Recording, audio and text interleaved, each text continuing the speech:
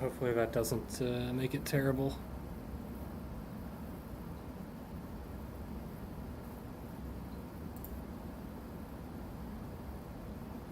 I wonder if I can put a low cut on it.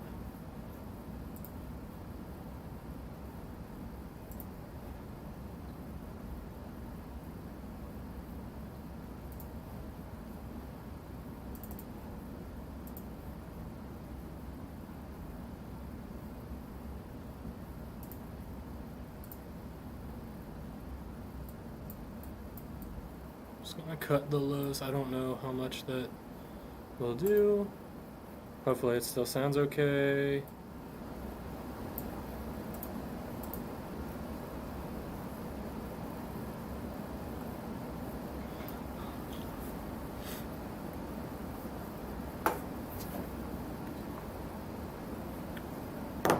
I'll be right back. I gotta go get the carburetor and stuff.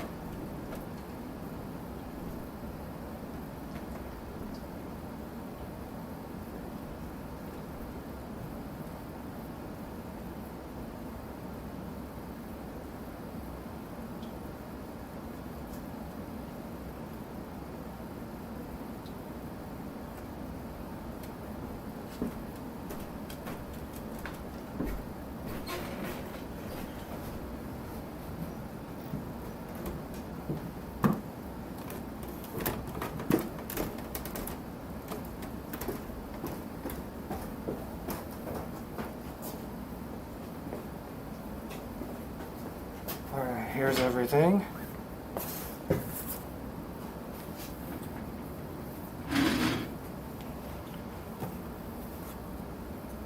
Oh, let's see. Gloves. Towels.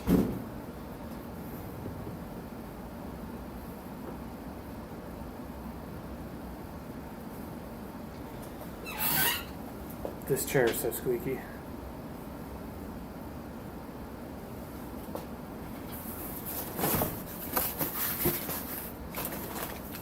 Carb cleaner. Little brush.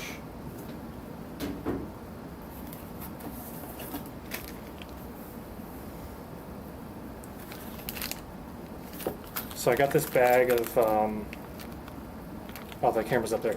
I got this bag of parts to rebuild a carb. We'll see if we need that. I have a feeling this is not going to go well, but we'll see.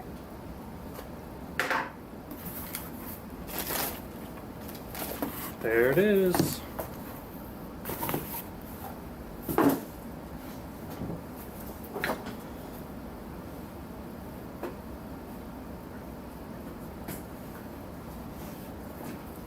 All right.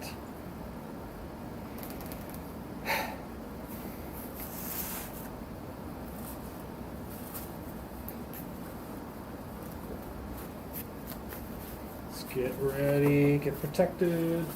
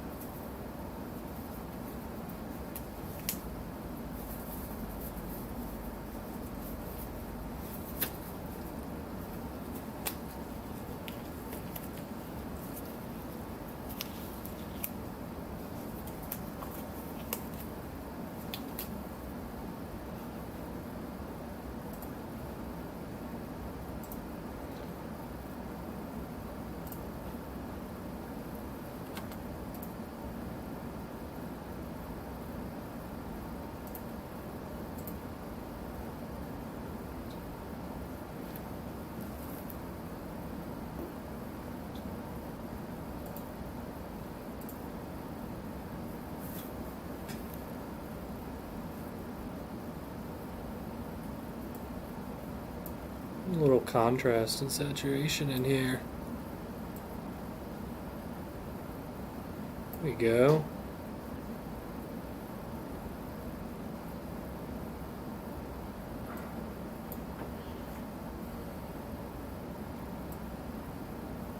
Maybe a little less saturation. My skin's pretty red usually. Okay.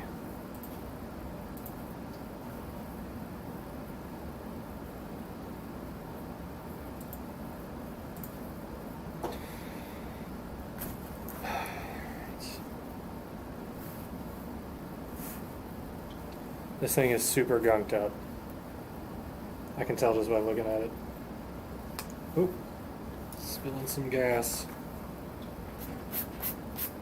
already.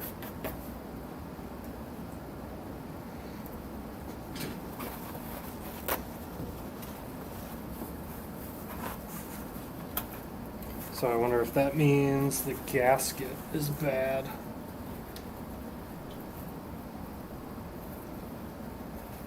This will be a lot of me just kind of talking because I don't know what I'm doing. I don't know what I'm talking about.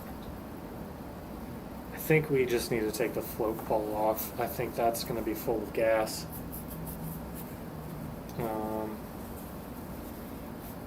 In which case I will put this here. I'm just going to make a pile of towels.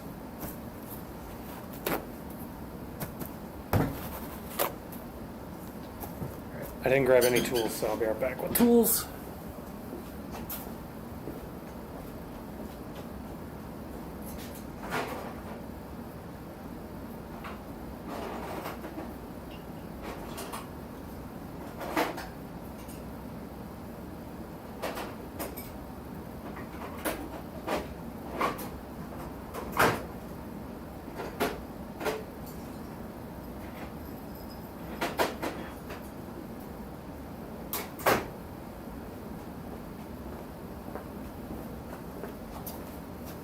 I have no idea what all I'm going to need, so I just grabbed a bunch of pliers and a bunch of screwdrivers. Okay, so the float bowl looks like it's held on with some screws here.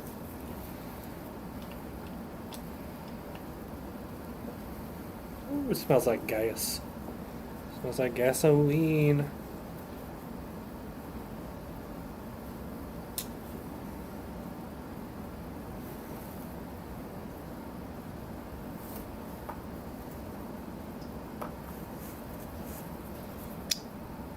You know what? I have a little magnetic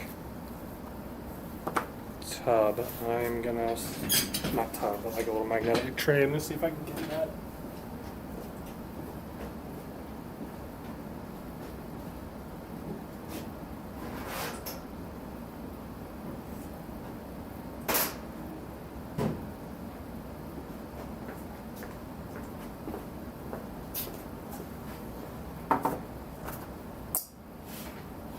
All right. Actually, I'm gonna see if I can hook this back on.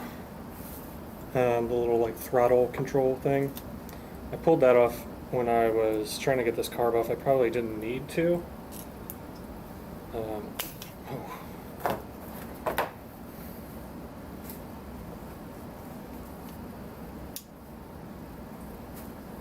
think this spring should twist a little bit there. There we go.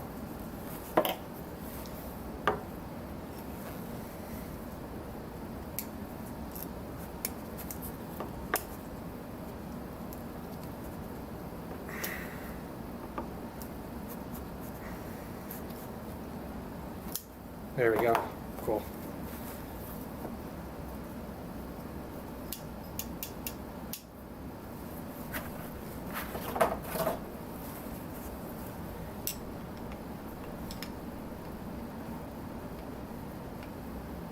I'm hoping, I've heard that these floats can be bad and corroded and stuff. I'm hoping these aren't, because that is something I don't have a replacement for. You can come in. He's still on the phone.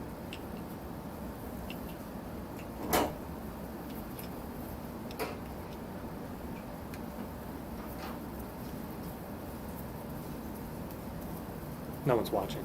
Oh, okay. I am live, but no one's watching. That I know of. No one's commenting. Just cool. Although I do wish somebody would get on and tell me what I'm doing. Alright, all the screws are off this float bowl, I think.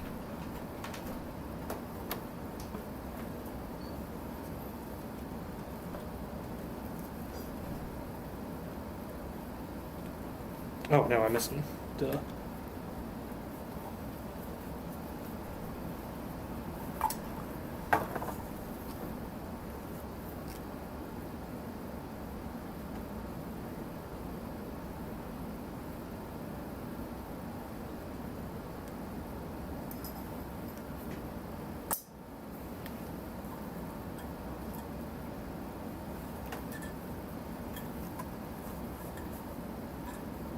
Just a little bit of gas in there.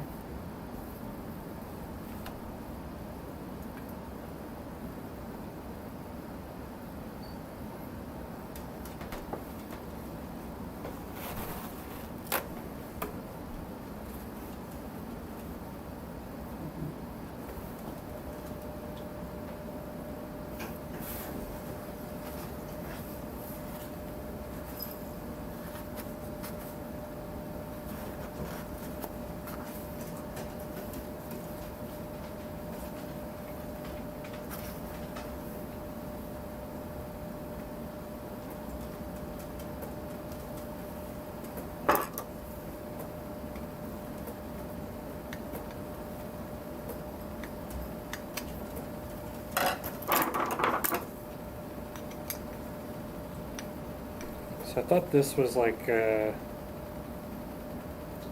idle screw or something, but I'm not sure what this is. It doesn't seem to move.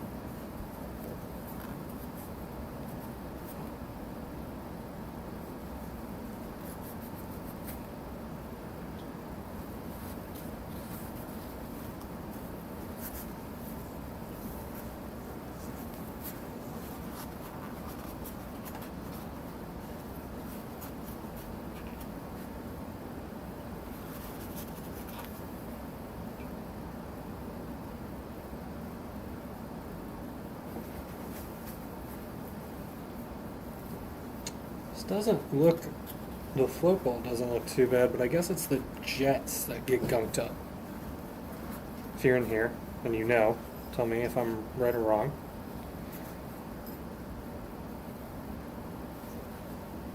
I can't seem to get this. Oh, there we go.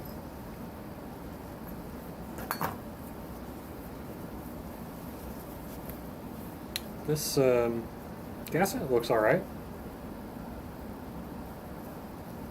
If I have new gaskets, I'll use those. Just because why not, if you got them. New parts.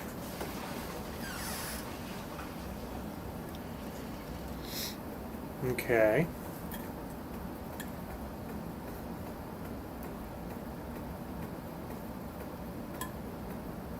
I think it's just this bottom part that has to be cleaned. I should have done some more research, but ain't nobody got time with that for that.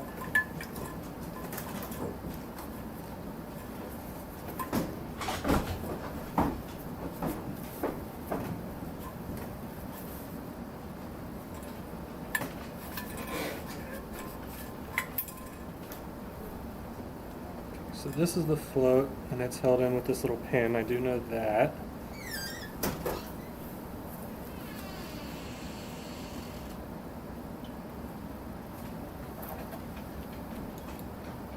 I watched a few videos from Common Motors. I've ordered a couple parts from them now for this bike, and their videos on YouTube are super great, but I don't really know what I'm doing, so I'll most likely have to watch them again.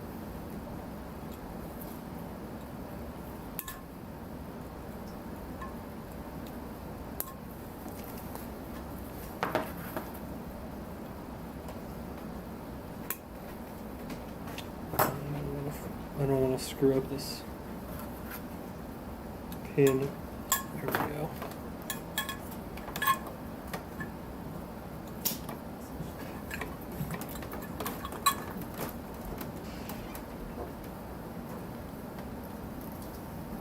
It smells like Gasoline. yeah, it smells like you're working on a car down here. This has had a little bit of gas in it that I poured out. I didn't realize it smelled like a car, working on a car down here until I went upstairs and cleaned Oh, it. really? Yeah. Just smells like gas. No, it kind of has that like gas and oil. Oil. Yeah, there's a little bit of oil. Mechanical parts. Tyler's cleaning out a carburetor. Hey, I have a question. Do we have anything that I could put these in and spray them with this and leave them sit there? I have no idea. I was thinking about using Doritos water bowl that's in there and just getting them a different one. No, you're Why? not going to use that one. Why? Because I like those, you're not going to ruin them. Can I use, I mean, that's like sort of a plastic. Do you think I could use that? I guess you could try. I don't know if it's going to react. We'll see. No, he needs to let something sit in something. He wanted to use Carburetor bowls. He doesn't use that bowl. He does. He drinks out of it every day.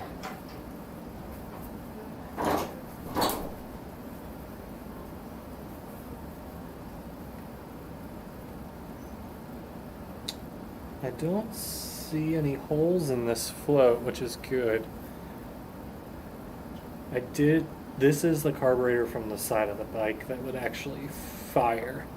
So before we started making videos, we tried to get this bike to run, and one side would fire and the other side didn't fire at all. And this is the carburetor from the side that would fire. I have a feeling the other one's more gunked up, but I'm gonna leave that one for Jake to clean, hopefully tomorrow. So I think tomorrow we're gonna make a video of Jake trying to clean that other carburetor. He has done it before. He did it when he first got this bike.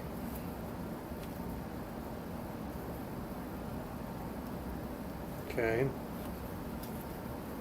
Now I'm a little lost. Now I don't know what to do.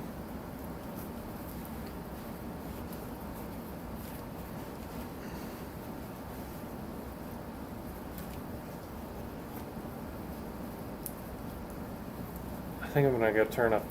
We have a fan that vents to outside. I should turn that on higher. Oh, where did that just come out of? Okay. So there's like a little stabby piece, needle, I believe, came out of here, out of this brass one next to the Phillips head. So put that over there. I'm gonna go turn this fan up real quick. Oh, cat's pooping right now. Hold on.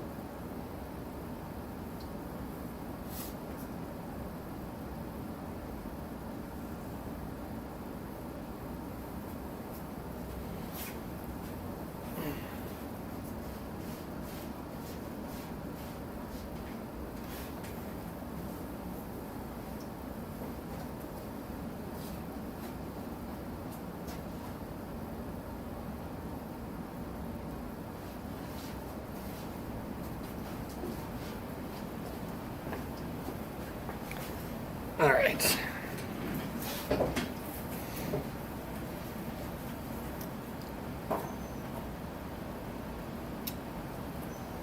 Now there's a little Phillips.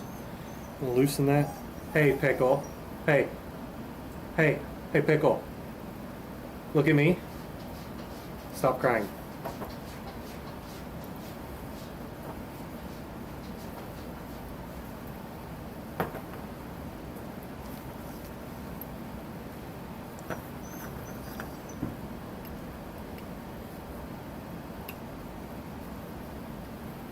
I guess I'm just going to take this screw all the way out.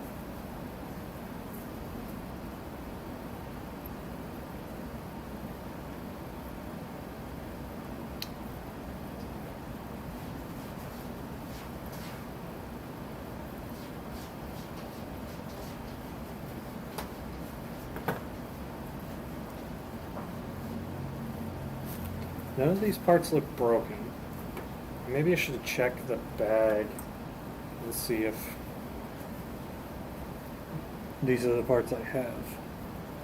So this is a clip.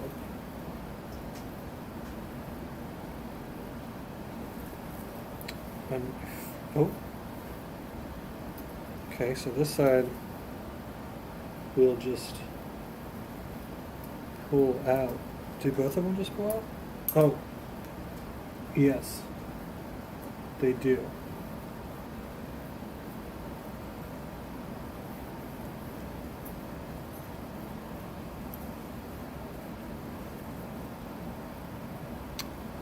Man, there's so many little pieces in here. Who figured out how to make these things?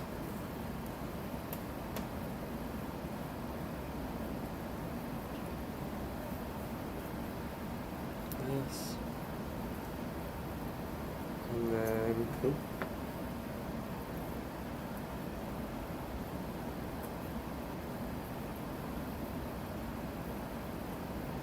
This. And then like this. Oh. So these have little O-rings on. Okay, that's not gonna work. They just have little O-rings on them. I don't know if the carb cleaner will destroy little rubber O-rings.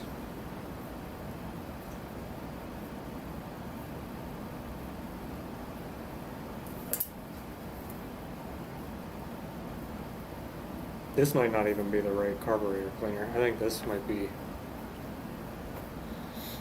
to be sprayed into the thing, but I don't know. Okay.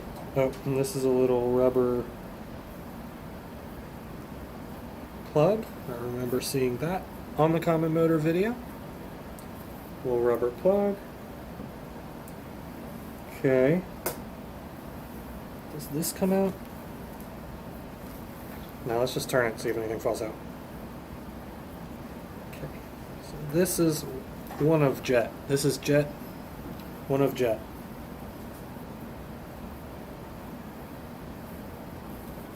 Of course, I watched the video of the guy from Common Motor. I think his name's Brendan. Putting this back together. I did not watch him take it apart. There's a difference, obviously. Okay. So I remember he said that this isn't a flat head and it will, some people destroy it. So I don't necessarily, don't want to do that, obviously. Okay. I think what you need to take apart to get the carb working is just this part. I don't think you have to take this whole thing apart.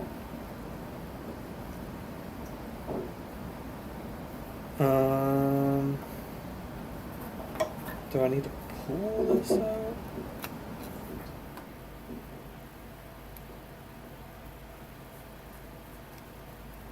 No. What is that? Where does that go? So this, oh, this is the, like, pressure release or something, I believe.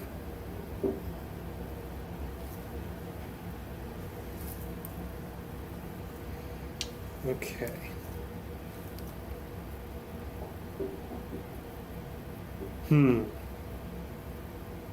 So I think I am gonna go get a small flathead screwdriver and try to get these out.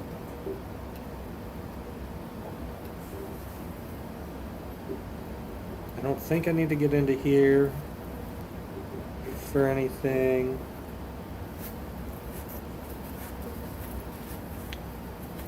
I mean, it's pretty gross back there, but I mean, I'll put this in some carb cleaner.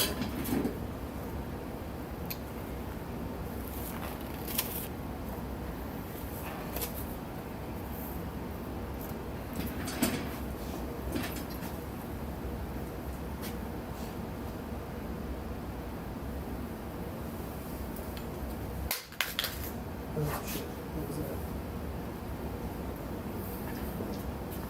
Oh, camera battery.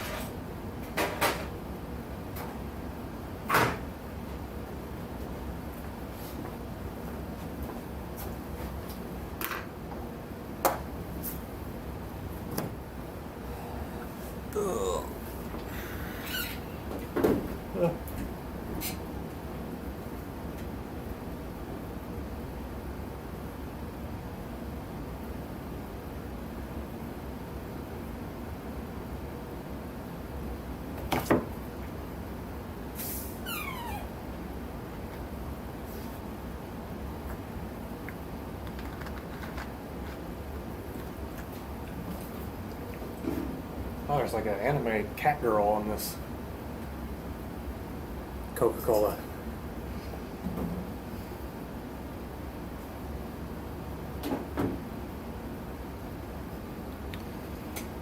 Gloves.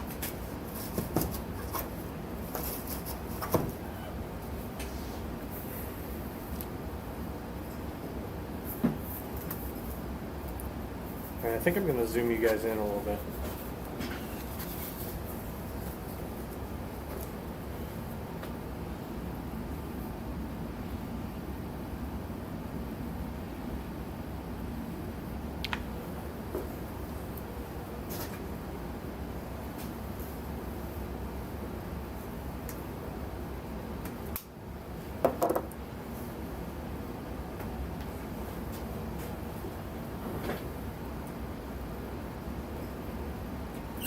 Okay, that's a little better. Might not be able to see me as well, but you're here for the carbs, so it doesn't matter. I expect this to be really hard, but I mean, maybe I'm not doing it right at all.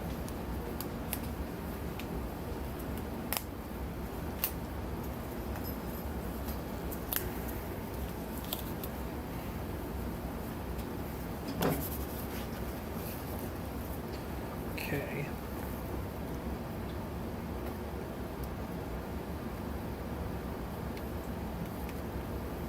Okay, that does feel like it screws in.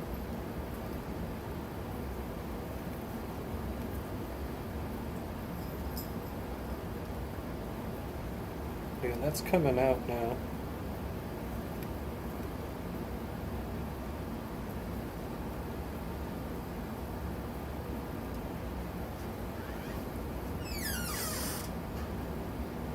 My cat likes to close the door to the basement when it's open.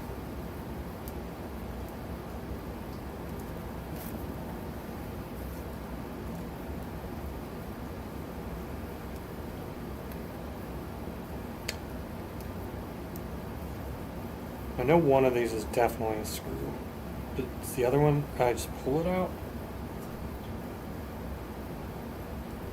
I don't No.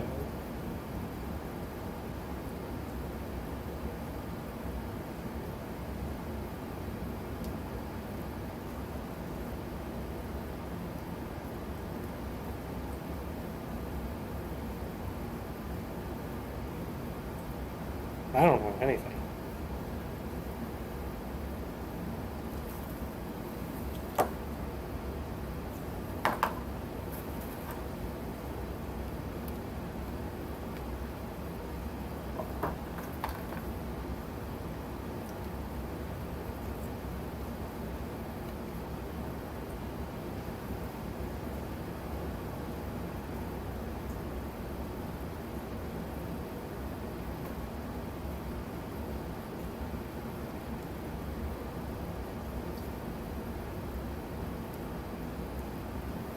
I might have to look up a common motor video midstream.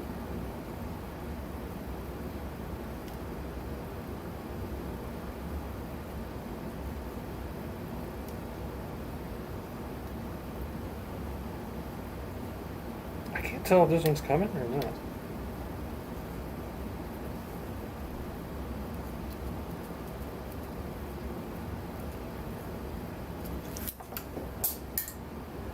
I think it is.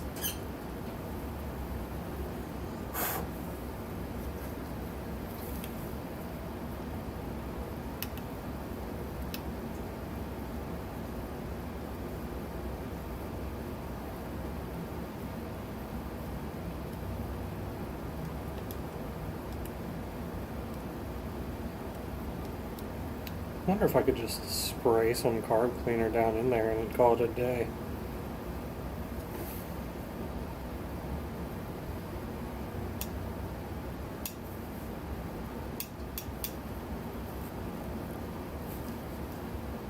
Is this that screw the guy was messing with? Sorry, I got distracted. The idle screw to like set the carb.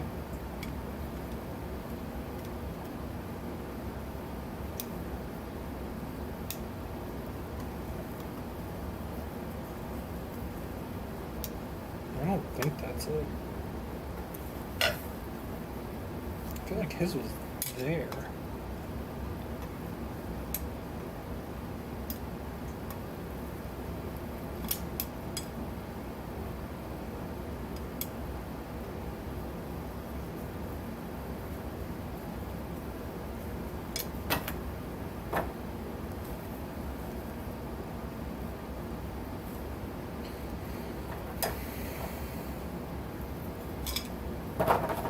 So it'd definitely help if I had someone here who knew what they were doing.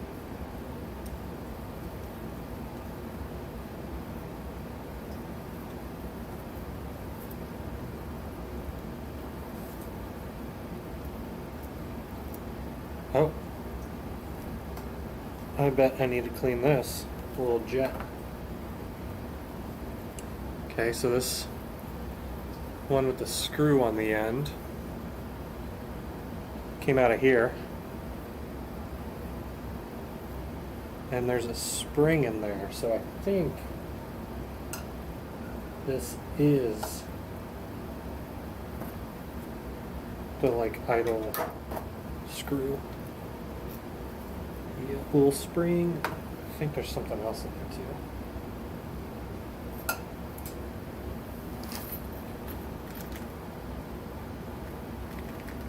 I hope this is the right kit.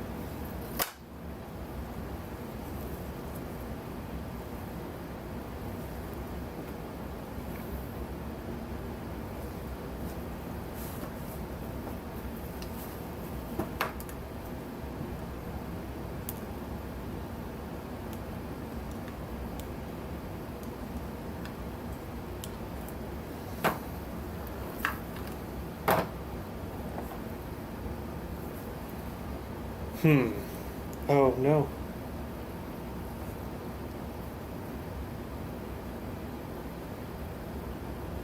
Well, shoot. Definitely gonna have to watch a how-to video on how to put this back because I just found this tiny washer. Probably can't even see that. It's between my fingers. And I don't have a clue where that came from.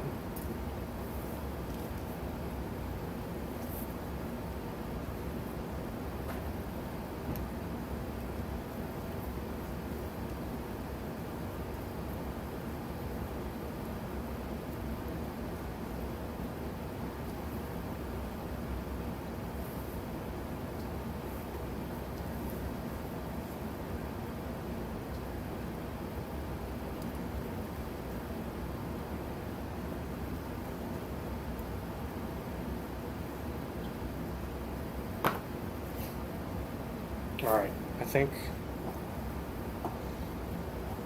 I'm gonna look up a video, see if I can find a video on how to remove, or how to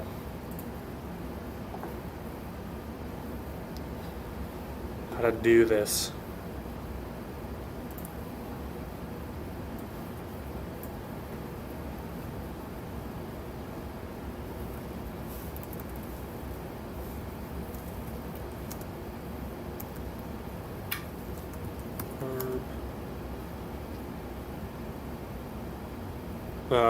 Diagram, maybe that'll help. Oh boy.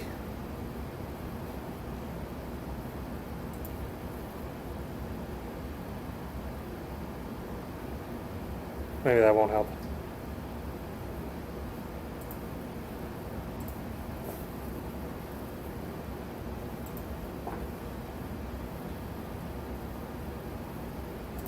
Disassemble, here we go. So I'm just going to let this video play, maybe with no sound, and we'll see if I can get the gist of it.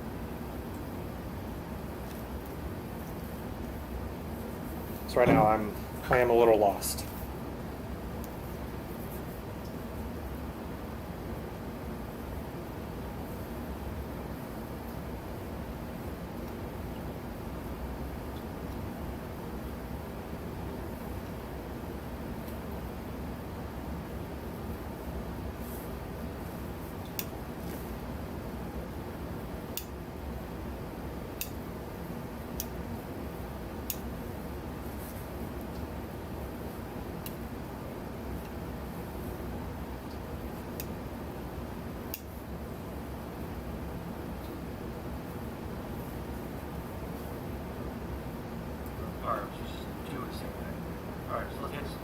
Alright, so here is our 350 carburetor. This is what we call a lake style carburetor, easily identified by the large drain plug on it and the internal idle mixture screw, which is this guy right here. Okay, so this is the one I got. Go ahead and start tearing it apart.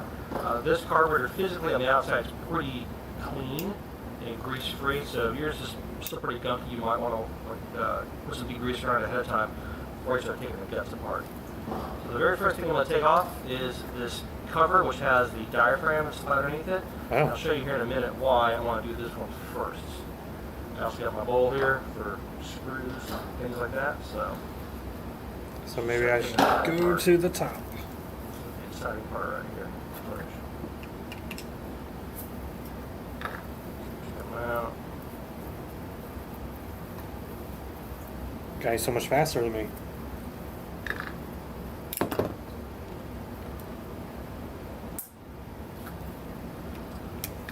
Alright, I'm keeping my thumb on here because underneath this cover there is a spring that wants to pop out. Uh-oh. Okay, here's our cover. Okay, so there's a spring under here.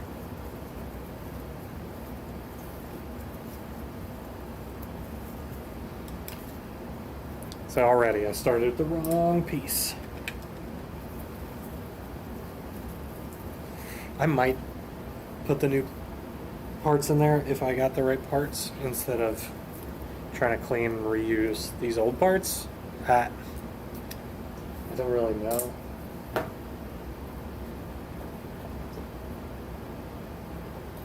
Oh.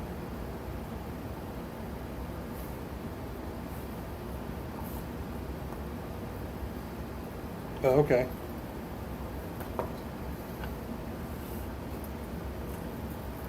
Looks like a speaker in here. Here's our spring. Very delicate, so be careful with that. And here's our diaphragm. Not a small pick. I'm just gonna, there's a corner right here, a little notch. I'm just gonna get underneath it real gently and get it peeled up there. There it goes.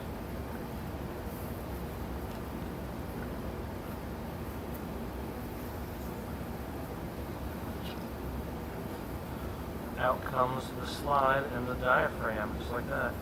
It looks like this diaphragm is actually in really good shape. Easy way to check it is to kind of give it a stretch around as you're looking at it under a bright light, and you're looking for tears, you're looking for abrasions, you're looking for holes. And if that happens, you got to swap the diaphragm out. You need to replace the diaphragm. It's CMC part number 6034. This one looks like it's in good shape.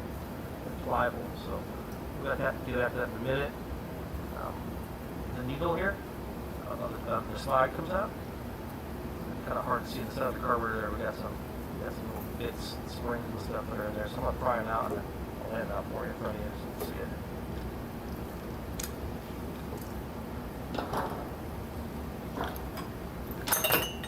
Alright. That's in the middle of the diaphragm slide there. The main needle, we replace that with a rebuild kit. This is a retaining clip.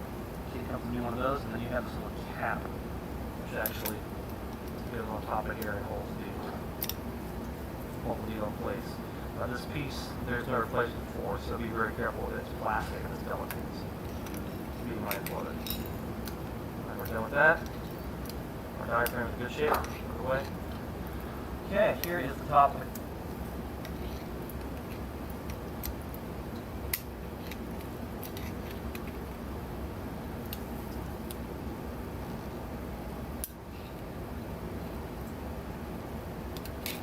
Why did he just do this so easy?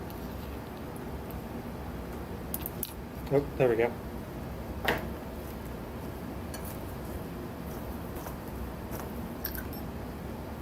He said there is no replacement for that, so be careful.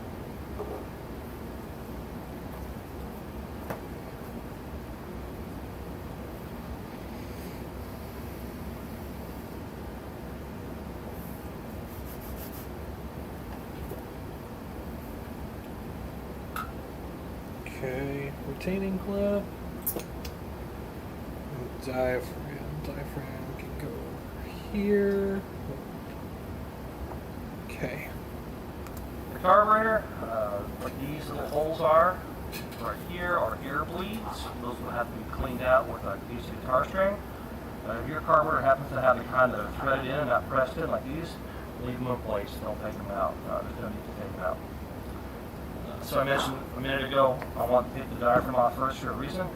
Well, this is a nice flat footprint. So now I can hit my carburetor, set it like that, so it's nice and easy to work on. Take the rest of the guts out and I have a surface for it. Next up, I'm going to try to break this drain plug loose here. A lot of times they're really stuck. Oh wow, it's now. Cool. Yeah, mine's super stuck. There we go. Drain plug. Out. Fantastic. Okay, next thing I'm going to do is take off this float bowl.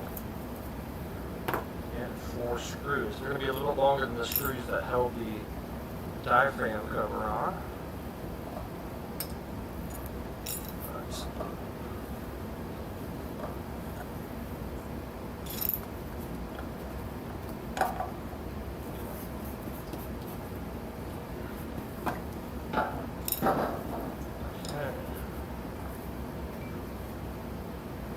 There's our float bowl. Of course, we'll get the guts there in a second. This is what I call the lake style float bowl. You have a big drain plug on it, and it has this kind of house-shaped gasket that's in here.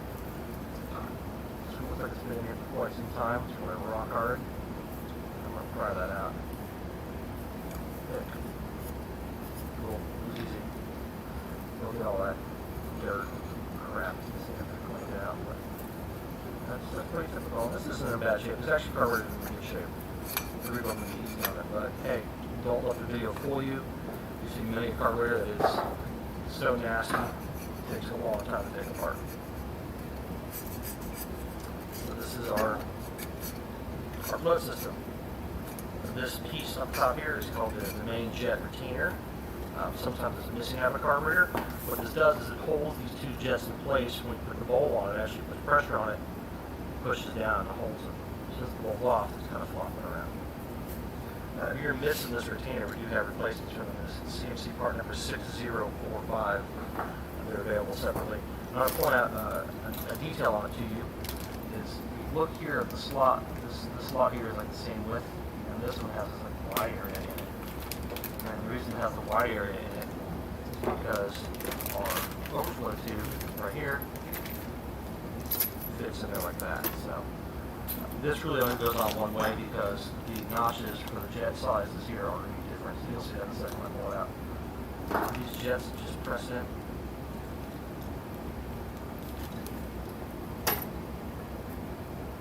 There we go.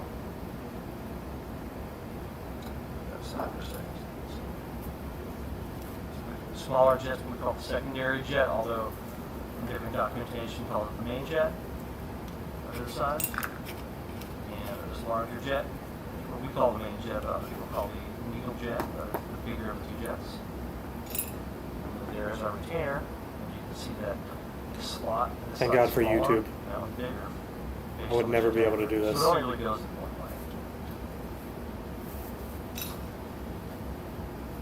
way.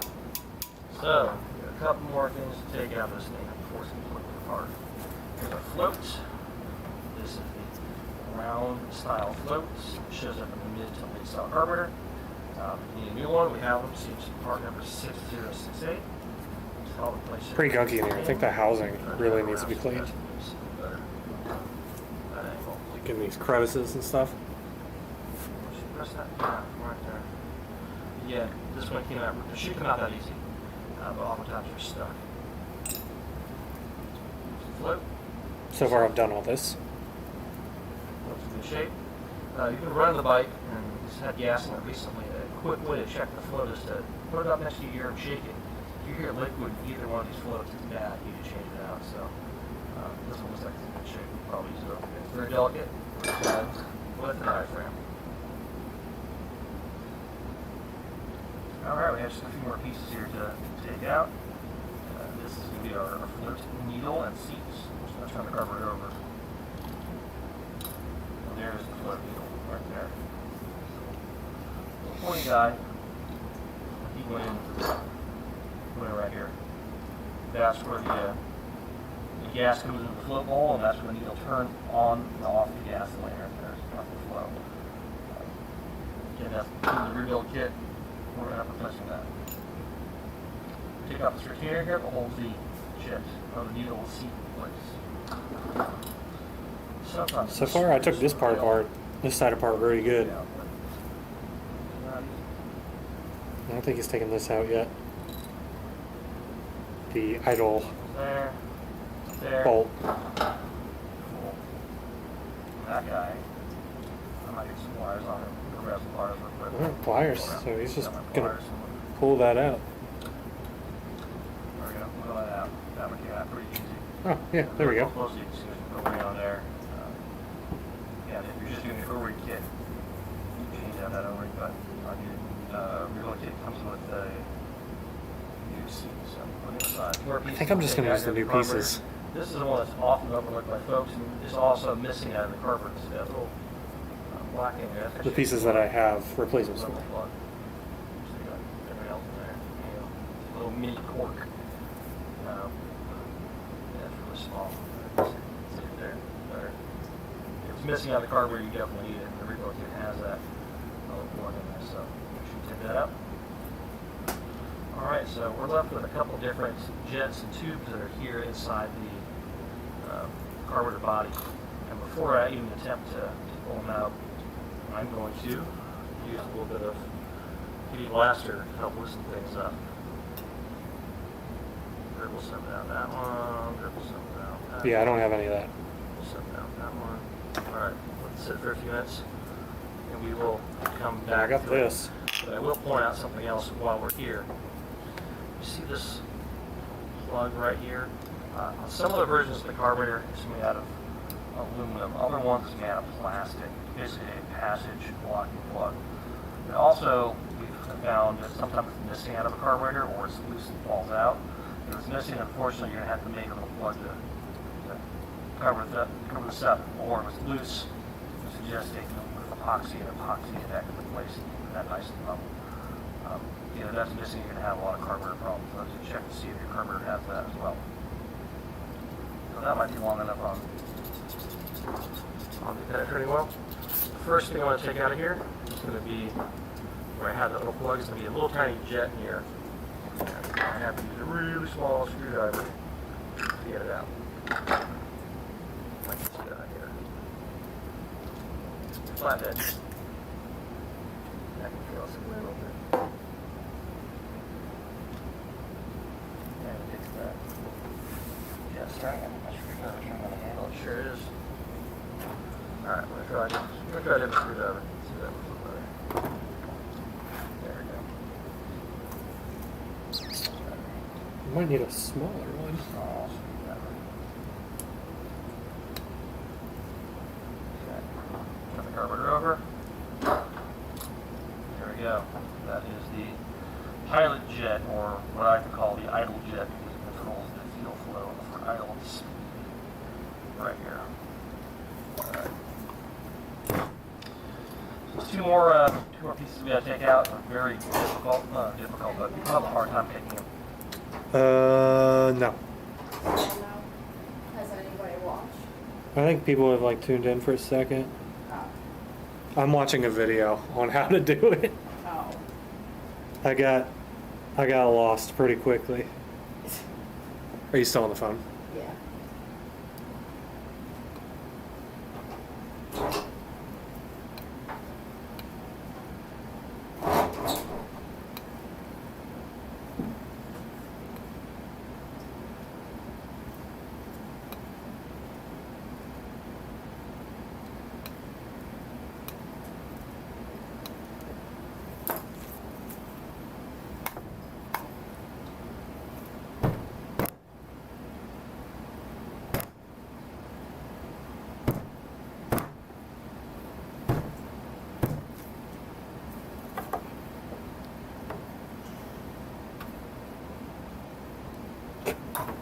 This one really doesn't want to come out.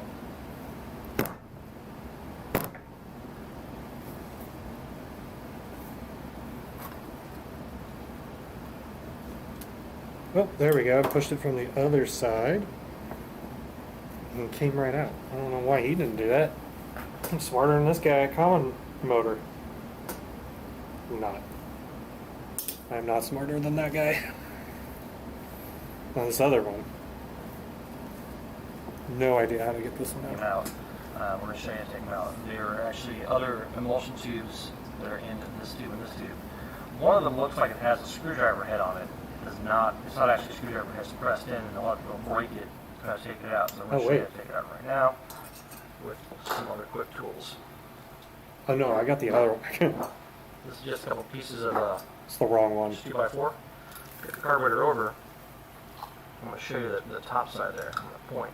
So looking inside, this is the hole where the slide came out. You see these two little holes down here in the bottom of the carburetor. You got one, and you have a second one in the back here. And those are the discharge nozzles, and we have to press these out from the top when we're pushing down this way, okay? So what I've done is I've taken a couple pieces of wood here, and I'm going to be holding the carburetor here as a support. I don't want to make sure these guys are not on the table. Don't touch anything. I don't want to break any of this stuff off here. So let's take the carburetor, put it right there. Just hold it nice and stable. Okay. Here's my high performance removal tool here. This is a chopstick. I like to use this because it's soft, but it's hard enough to be able to push down all these pieces of brass here. I'm going to put a little bit of PV glass on the top side here. The main thing is I don't want to mar them up. I want to press them out clean without breaking anything. So sometimes we'll just press out with pressure. Other times I have to tap on it with a hammer. Let's see. I want to show you guys. I'm using the chopstick to press down on the jets here. I can't really see it from my angle. There's one right there. Real quick. That guy. We're going to press down on that. And then also the ones over here we're going to press down on. I have no problems with that one. I can't. So I wanted you guys to be able to see it with the camera first. Carburetor up and just do it. I'm going to give it a love tap here. See where it goes. That's it right there. There we go. Popped out. So I can pop the second one out and I'll show you each piece right there.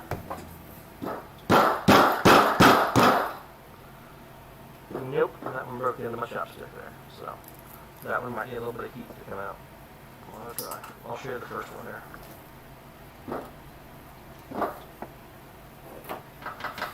That is the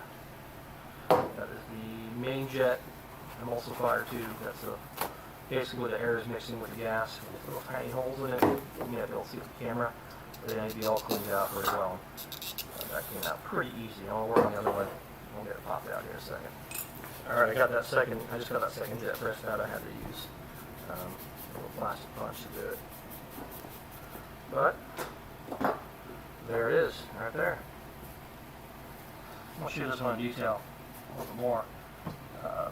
This is the one people get confused on. See this little wing right here?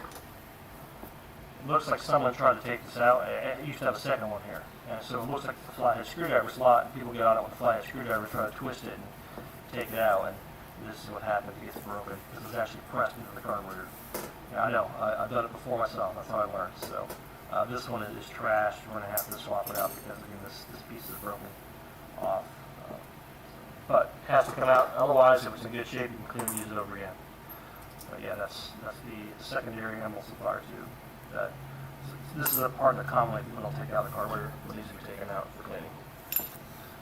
Alright, so that means all of our little holes here in the bottom of the carburetor are empty, and there's only one more part to take out of the carburetor here.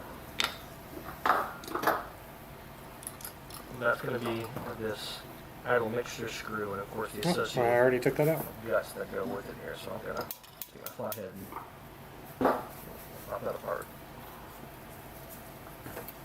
So the late style mixture screw is a little different from the early style.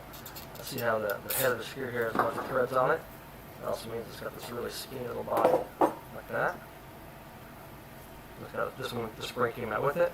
And there's actually, there should be a little washer on the end of it here. If not, it's still stuck in here. It's a part So that's where that of washer the came from. carburetor. So a mixture screw spring, now we have to fish out the little tiny washer, and there's also a little tiny O-ring in there.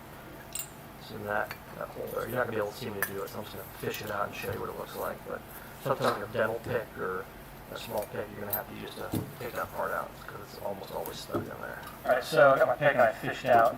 Here is the washer, and here's the O-ring I was talking about. It's really small. Again, if it doesn't come out with the spring, you're going to have to pick at them and take them out of there because they oftentimes are stuck inside the carburetor body. So make sure you fish them out. So the order would be spring, washer, O-ring onto this needle here.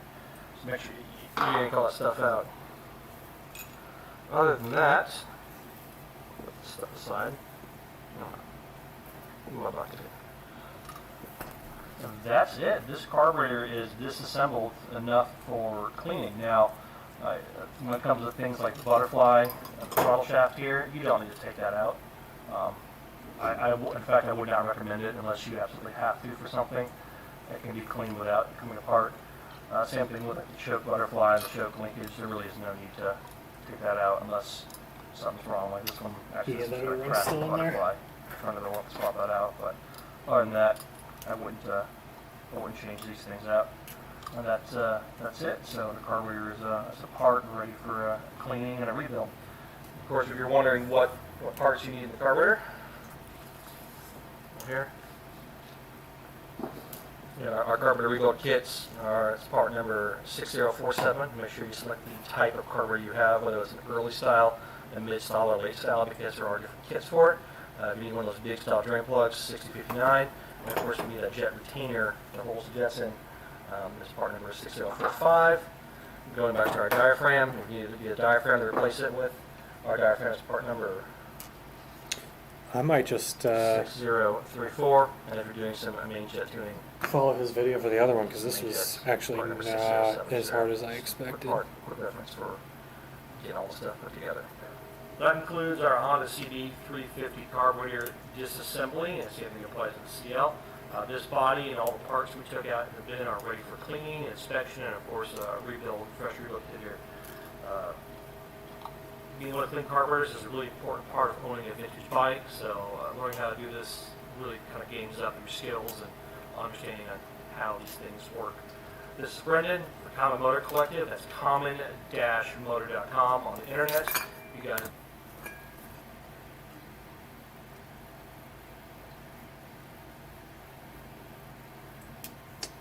This is the last thing I have to do is get this freaking O-ring out of here.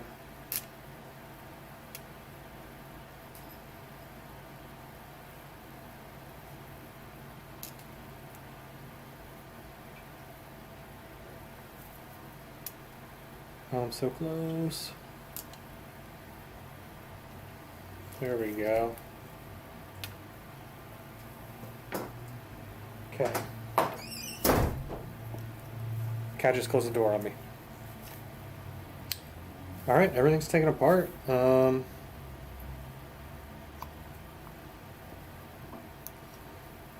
think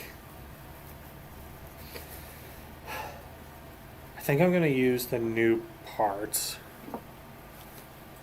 And except for like the float bowl, I need to reuse. I think I'm gonna clean these big parts.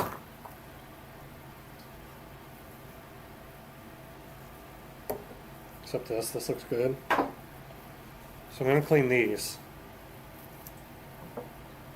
And then I'll go through here and I'll match up parts. And I think that's what we'll do. I think that'll work totally fine. Okay. Let me get something to put these in so I can clean them.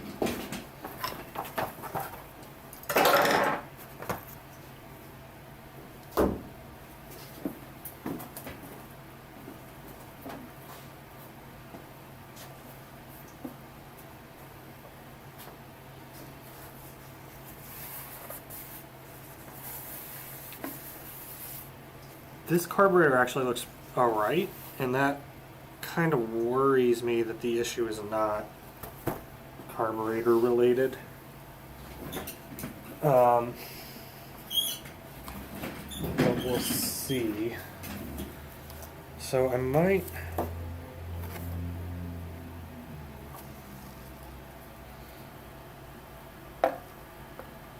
need to go get guitar strings to clean out some of these little holes and stuff.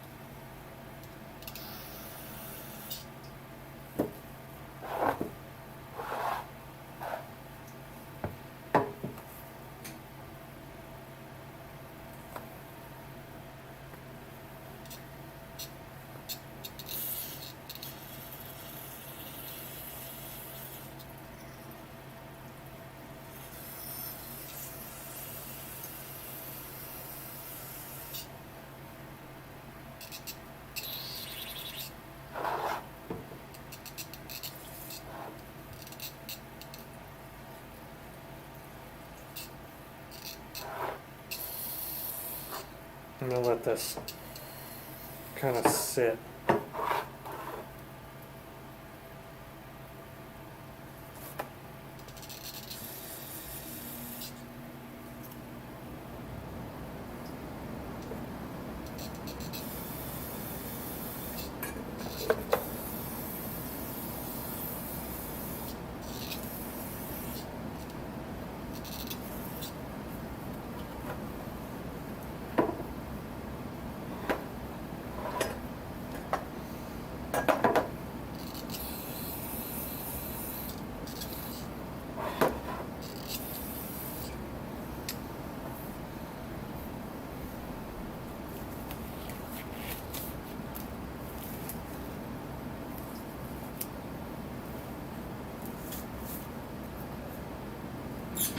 Right.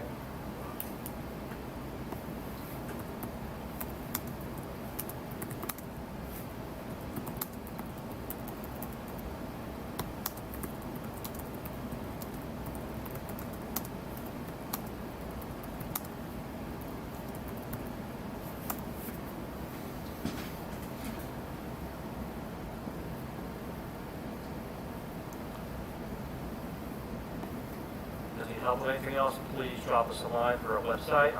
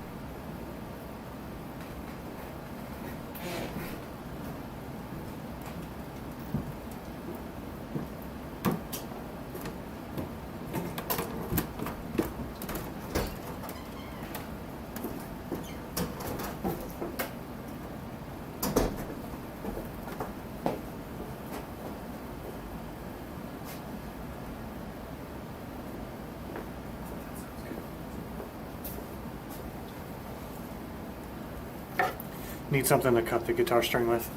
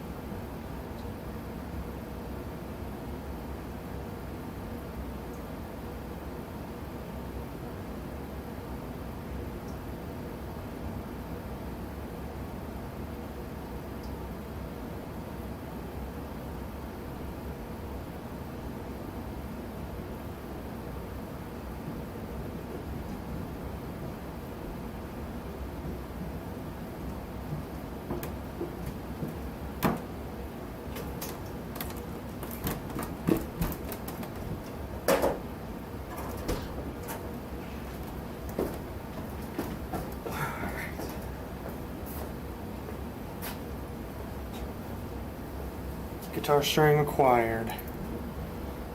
Now I just have to not lose this little tiny, easy to lose guitar string.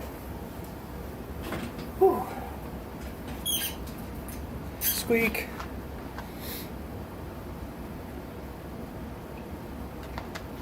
All right.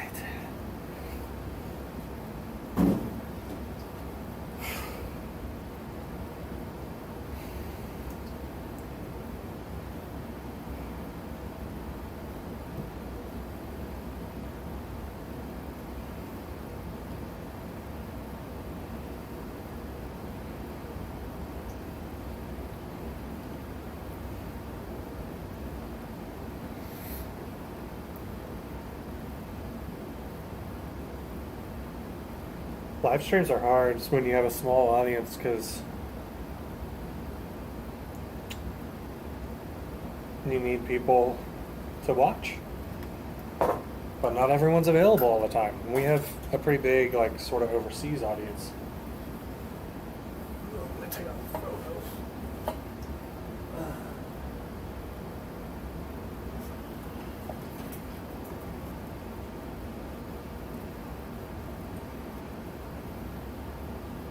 Carburetor.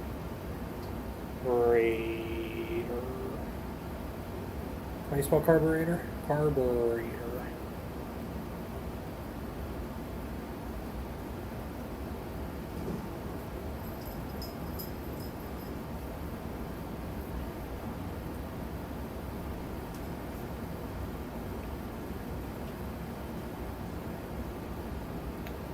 Share.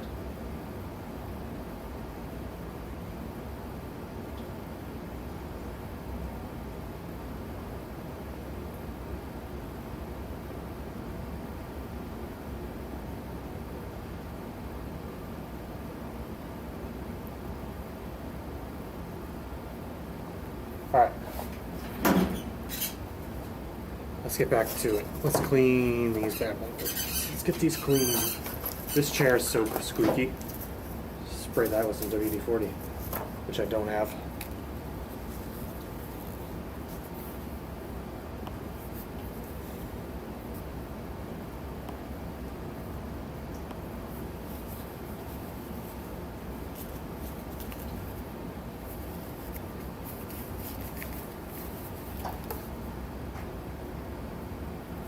I don't know what that sound is.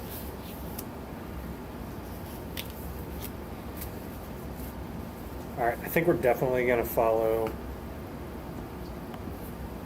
what's it called? Common Motors video on how to put it back together, because their video on how to take it apart, man, that helped so much. I would have been just like screwing that one piece forever and ever and ever. I would have never figured out to like hit it, anything like that.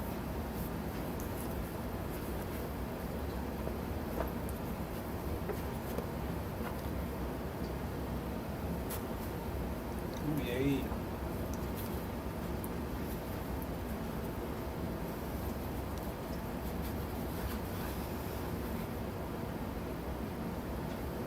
This actually doesn't look that bad. I mean, granted, again, this is the side that was actually firing. The other one may be a little more gunked up.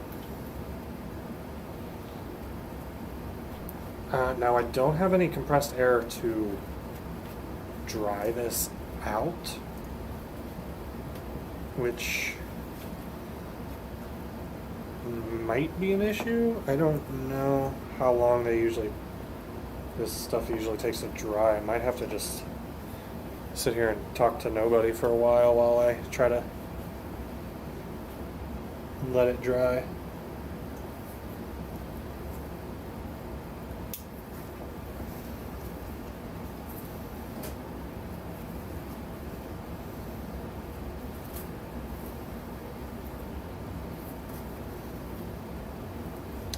I guess I'm technically not cleaning the carburetor since I am. Did I already lose the guitar string? I totally forgot. Nope, here it is. Since I'm going to be using new pieces, I'm not sure if this counts as cleaning it, but I mean, you're going to have to learn how to do this eventually, I think, if you want an old bike, even though this is Jake's old bike. I don't even know if this is a hole that I'm trying to get this guitar string into. I think it is. Yeah. A little hole there. I don't know where it goes. Doesn't seem to go anywhere, but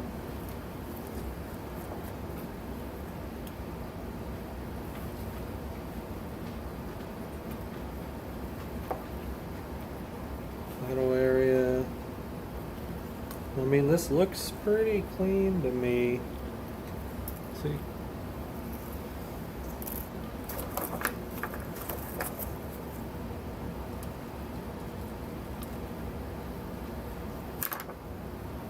Putting it back together would be interesting.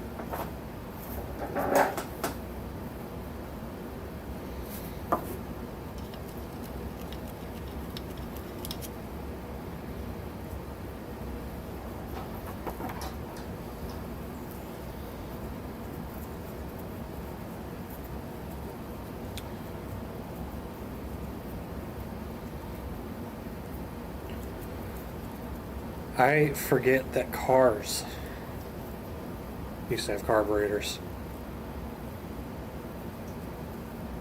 And I don't know if it's just because sometimes motorcycles sit and cars don't tend to sit as often. But I mean, geez.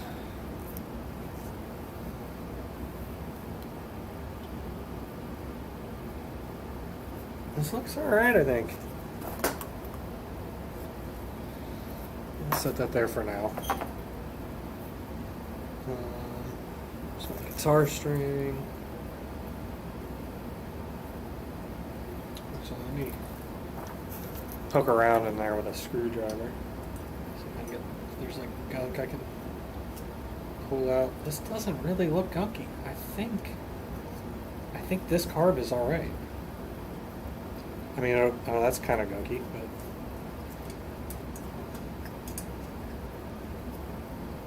I mean, it'll be even more alright after I replace a bunch of the parts. Right? I would think so.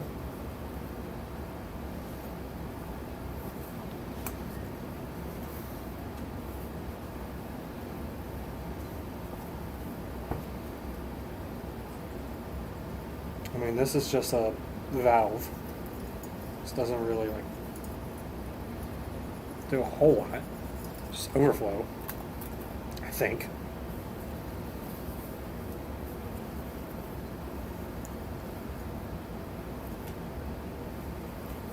I think this looks pretty good, to be honest with you.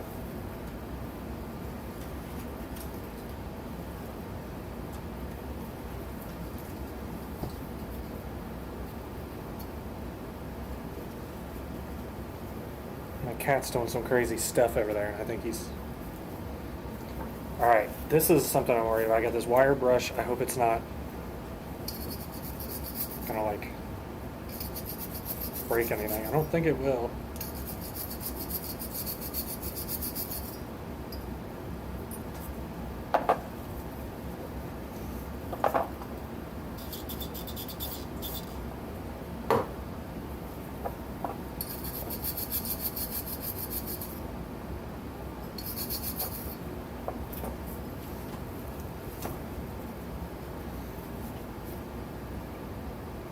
Okay, it scratched it up a little bit, but I think it'll be fine.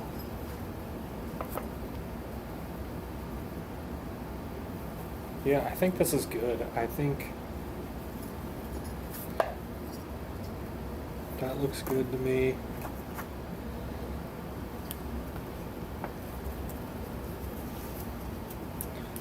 I think I'm gonna use all new parts, or as many new parts as I possibly can, like I keep saying.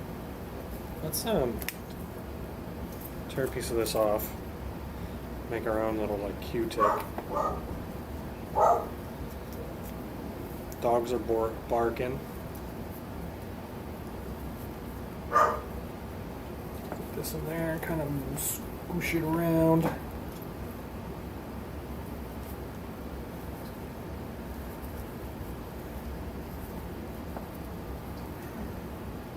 I mean, I don't know how clean you're supposed to get these, but it looks pretty clean to me.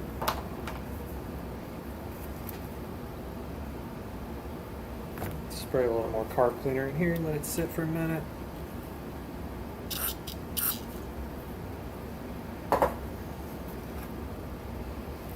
That's it.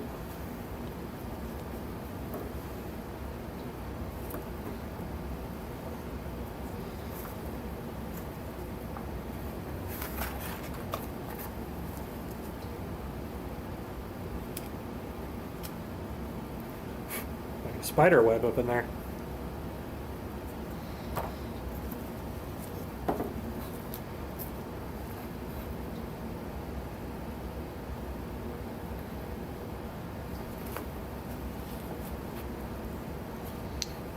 I mean, I think it looks pretty dang good.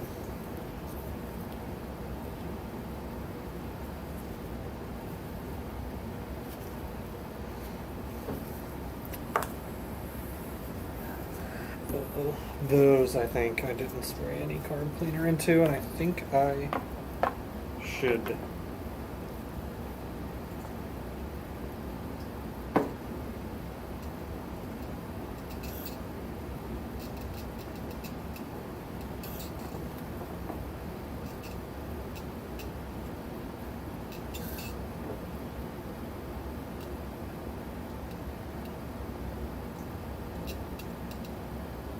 Trying to spray these aerosol cans, just a little spray. It's so hard.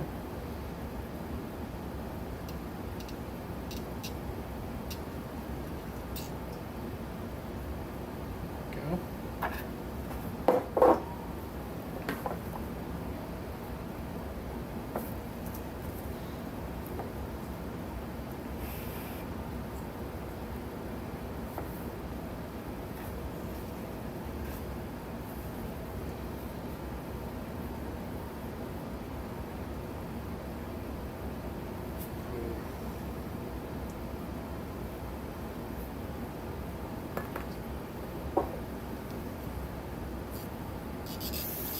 Guess I can try cleaning this a little bit.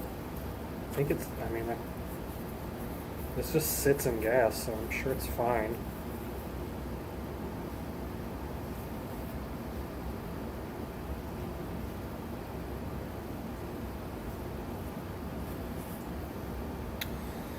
I'm a little worried that this carburetor looks too clean.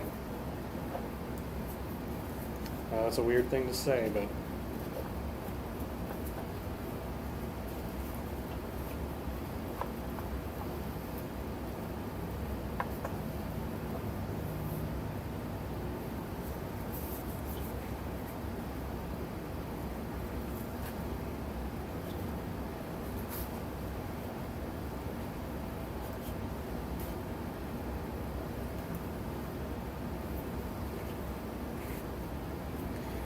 alright, I think it's time to start putting this back together.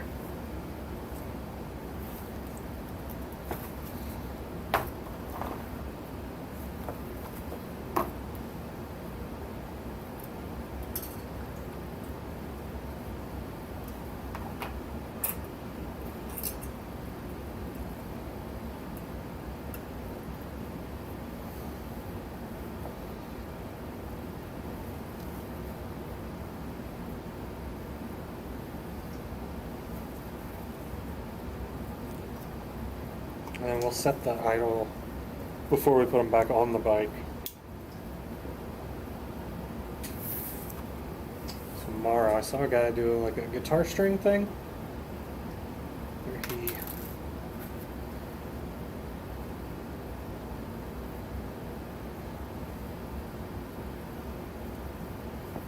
I don't know, maybe we'll try to do that later, after I put this back together.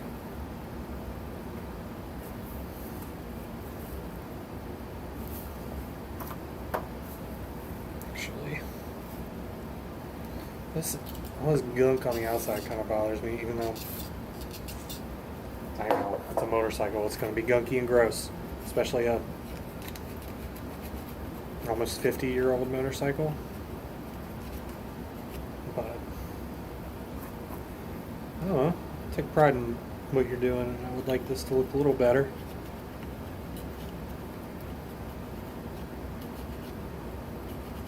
Even though, again, it's not my bike.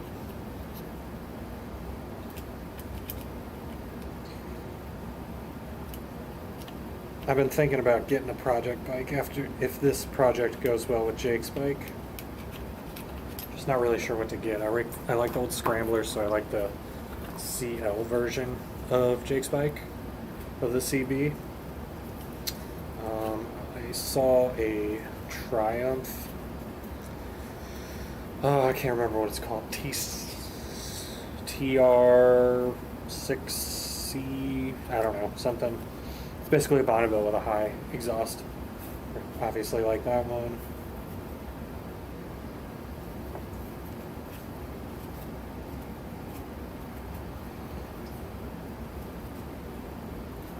But I think those Bonnevilles are obviously a lot more expensive and a lot harder to find. A lot harder to find parts for. I think a CB or CL. I think a CL. I think only a 350 comes in a CL, or the CL only comes in a 350. That's fine. I don't know anything crazy. I'll probably end up selling it anyway. All right.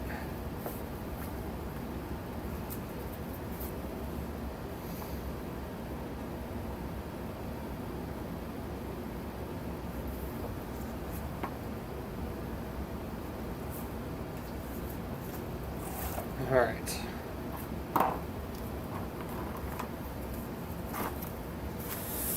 Yeah, we're just going to replace the parts. That way we know for sure that's going to work. I will save the parts I don't use, put them in the bag. But I think it's for the best that we use the new parts since I have them.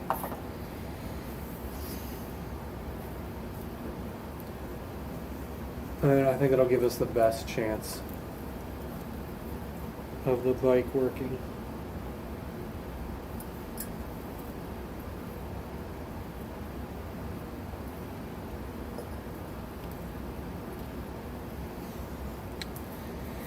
Okay. Do we watch another video on how to do this? I think so. The video on how to put it back together is a lot shorter, I think. Or maybe it's multiple parts. I don't know.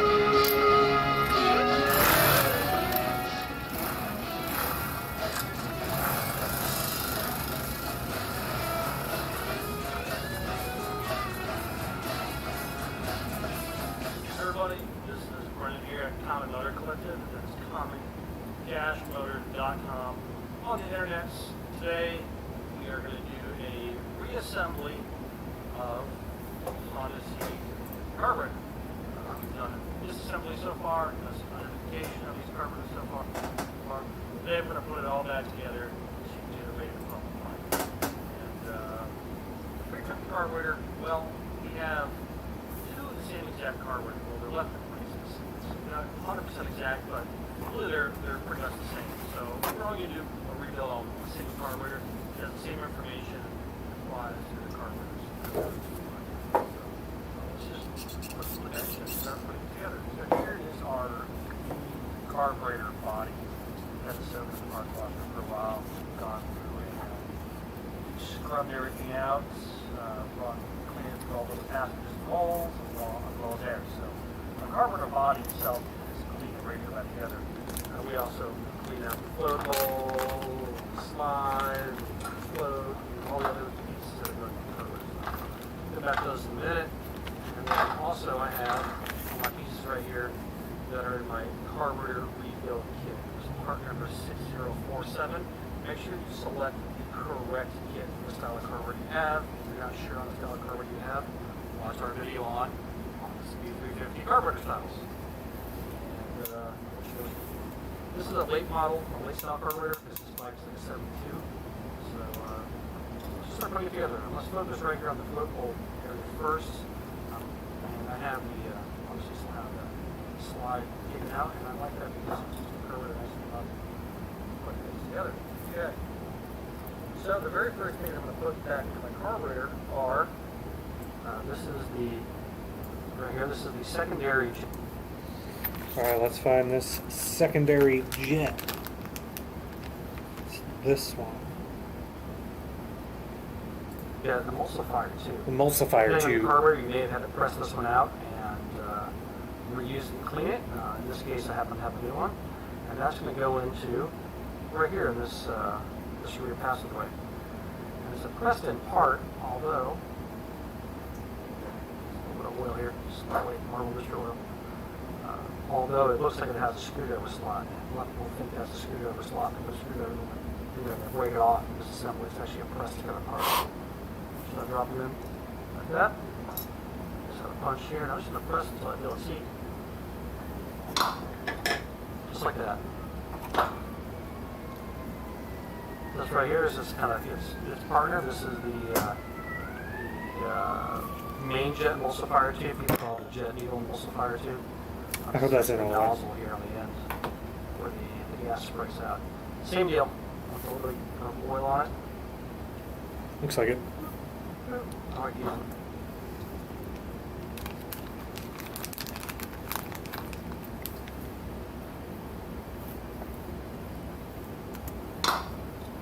Just like that. This right here is just kind of its partner. This is the main jet emulsifier tube. People call it the jet needle emulsifier tube. This is actually the nozzle here on the end where the gas sprays out. Same deal. With a little bit of oil on it. I like using oil when I put this thing together. It goes in the larger two holes here. The tapered end first, and then on the bottom, just like that. Same thing. I'm just going to take my punch, real lightly press it in. So I'll be able to see. Let's see. Take a look here. Good. I'm going to drop it right in, really easy. So it doesn't take much. They all go right in. All right. So what's next? This other hole right here is where my idle jet Put this in the right way? real lightly pressed on the bottom, tapered end, goes down first, and a big flat end on the bottom, just like that. Same thing, I'm just going to take my punch, and real lightly press it in. So I'll be able to see. Let's see if it's not. Take a look here. That's good. I'm going to drop it right in, really easy. So it doesn't take much, they all go right in. Alright, so what's next?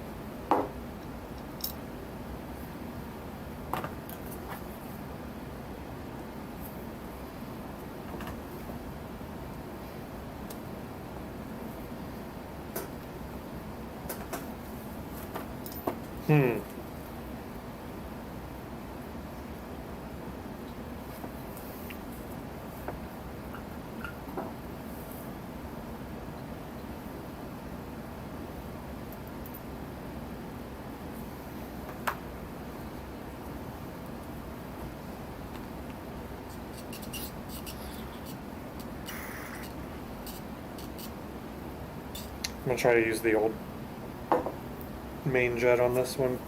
Can't get the new one to go in, so we're gonna try with this old one.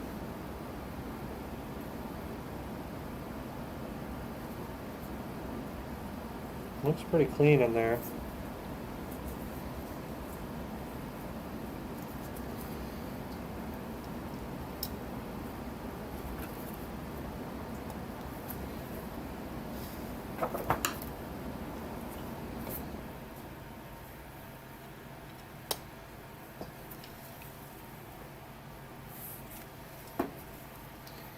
Alright, I might need to find something that I can use to get that in there.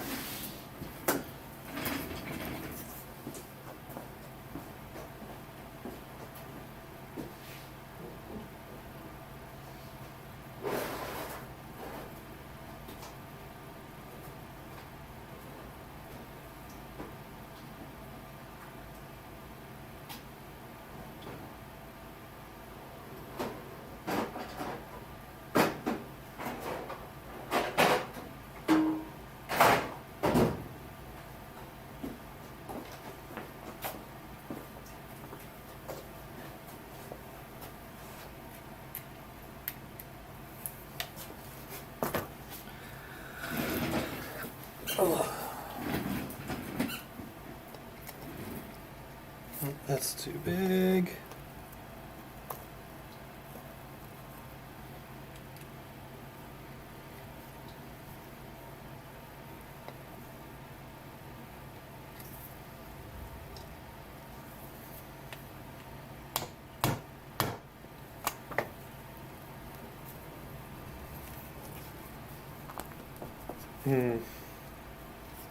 Uh-oh.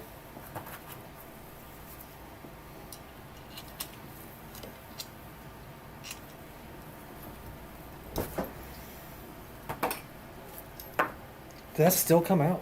Oh my god.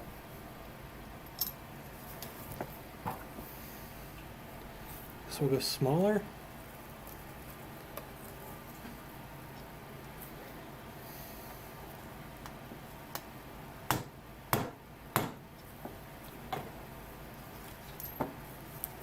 Jeez.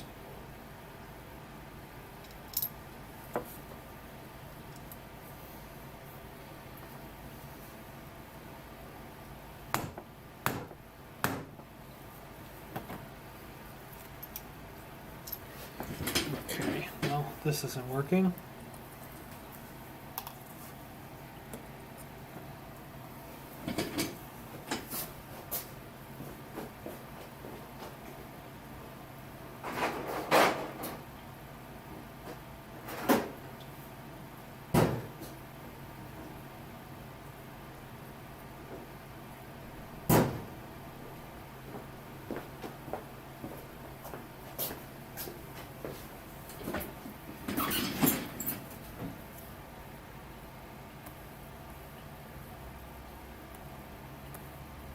On the bottom, just like that. Same thing, I'm just going to take my punch and real lightly press it in. So I'll be able to see. Let's see if that's secret or not. Let me take a look here. That's good. That one dropped right in really easy. So it doesn't take much. They all go right in. Alright, so what's next? This other. Alright, this one is not going right in.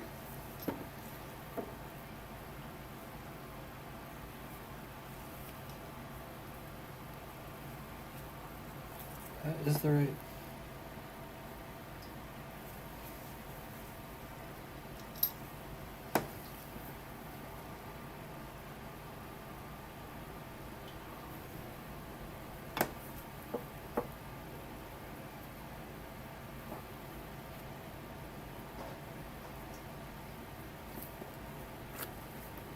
I think I'm missing something.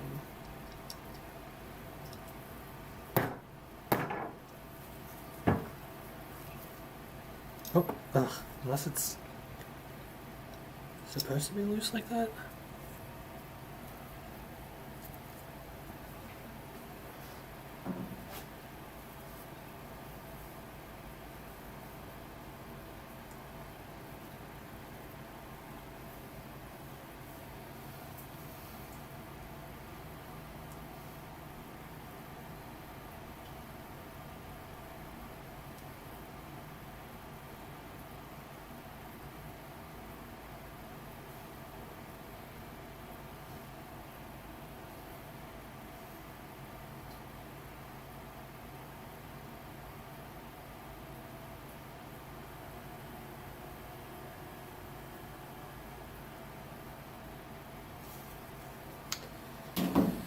Yeah, I feel like that's not right.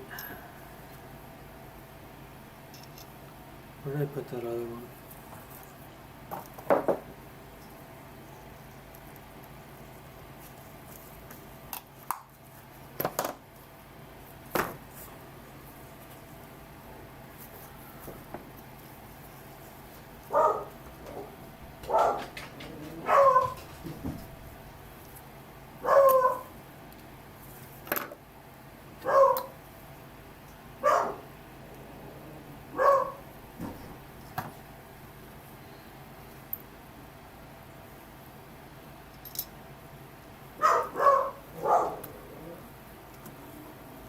Let's see. Let's see if that's secret or not.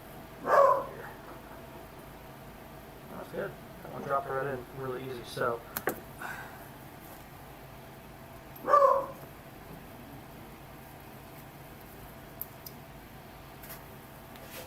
Alright.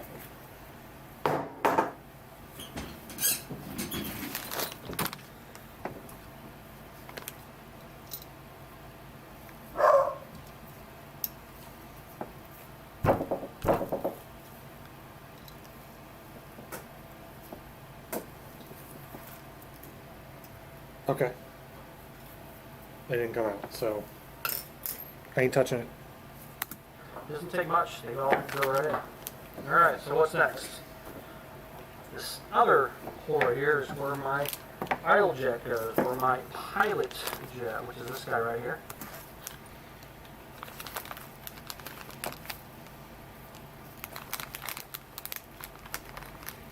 This guy right here.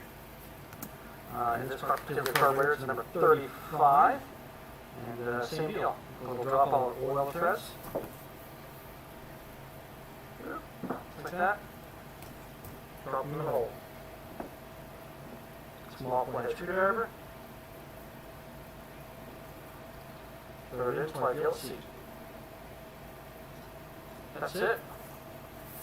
Okay. Next piece is going to go in all this. This is a little, it's going to be hard to kind of see now, it's right here. Yeah, see it. It's a little cork, a little rubber plug. Little plug. And this is often either a disintegrated piece or a missing piece on the typical carburetors. So that plug goes in the same exact hole here where I put the pilot jet. And literally just presses it just like that. Yes, it's that easy. Okay, what is next? I guess next I'm going to put in my float valve. See. So this is my float seat here. We actually have the larger holes where the float needle goes, and then it has an O-ring on it ready to go. And this is the part that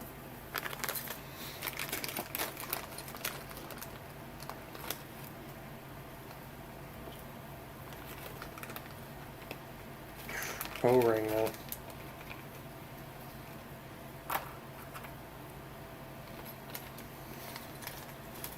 It's probably that one. It's the only one that looks big enough.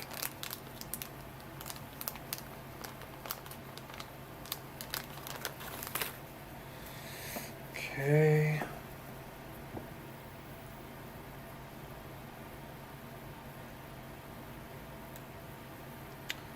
O-rings are hard to put on when you're wearing gloves, rubber gloves. Oh yeah, that's right. That's the right O-ring. Okay. that faces down. Anytime I have an O-ring part, I always will put a drop of oil upon it. But lubricate it. It'll be easier to install. That guy just drops in. Like that. Let's see if I can get that pressed in. That went pretty easy.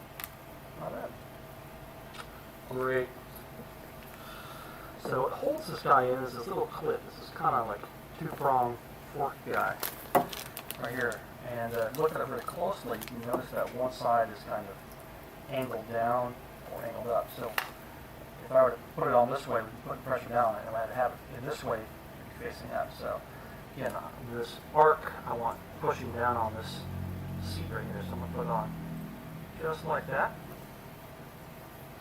And then there is a Phillips screw that holds that in place. Same deal, just facing up. So again, on this way, we put pressure down, and I had to have it in this way to be facing up. So again, this arc I want pushing down on this seat right here, so I'm going to put it on just like that. And then there is a Phillips screw that holds that in place. Same deal. A little bit of oil on my threads here. Dropping my Phillips screw.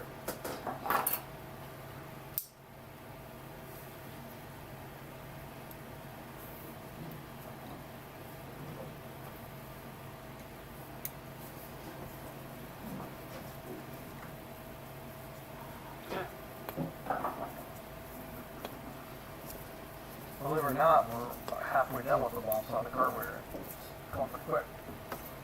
Alright, now comes the part that's a little more tedious to do. This is my float needle. This is what stops the flow of gas. It goes inside my float tube here.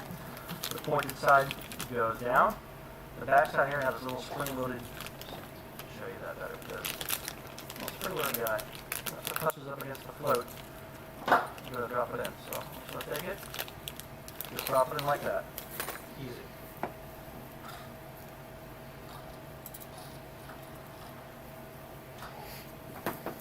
Next piece that goes on is my carburetor float, which goes right here. This one is the original float that came out of the carburetor. It's pretty clean. I washed it.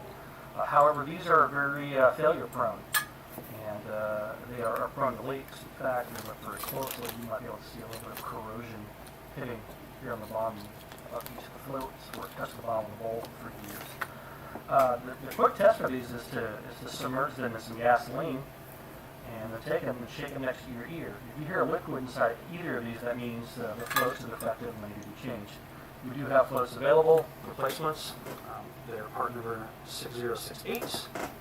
Right now we're just going to put it in and then we have to check the height because it does have a certain height it's supposed to be at. We have a pin all over the place. All that stuff just presses together nice and smooth. Is that the whole video? Where's the rest of it? Part 3. Here we go. Now it's time to actually check the height. In the Honda service manual, they give a float height that's a really weird value. And the reason it's a weird value is because it refers to an earlier style carburetor which uses a different shaped float. Fortunately, Honda never updated the manual along the way, and so the height we spec is almost impossible to get. I find with these carburetors, the float height needs to be about 23 millimeters. And what I'm going to do is I'm going to use my caliper here. Turn it on. And I'm Well, I don't have a caliper. So we're going to rearrange the camera so you can kind of see how we're approaching this. So the first thing we're going to do is actually check the float height. And where I'm measuring from, I'm going to point it out to you, is from the surface here. This is where the gasket, the float bowl sits, to the very top of the float, right here. So we're measuring this height here. Now, I'm going to measure both the left and right side of the float because sometimes even they can be canted or twisted a little bit, so we have to measure both sides and we're trying to get an even number per side. So let's see where we start off with on either one, and then we'll have to figure out which way we want to go with our adjustment. Alright, I have to get a measuring tape or something, millimeters.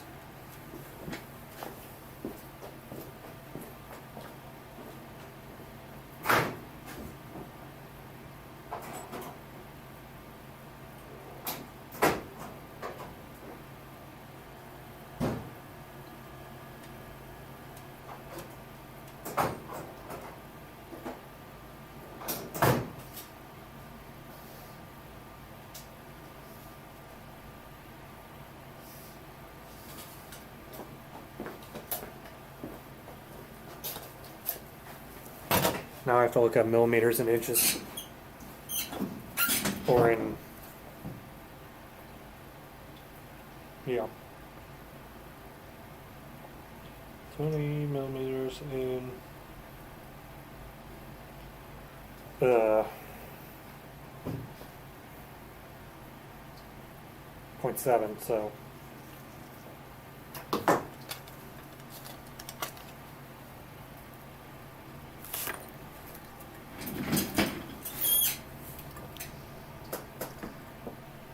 That's way too high.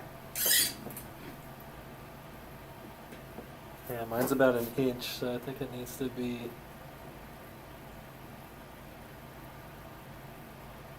Up there. Need to go down a little bit. Little caliper here.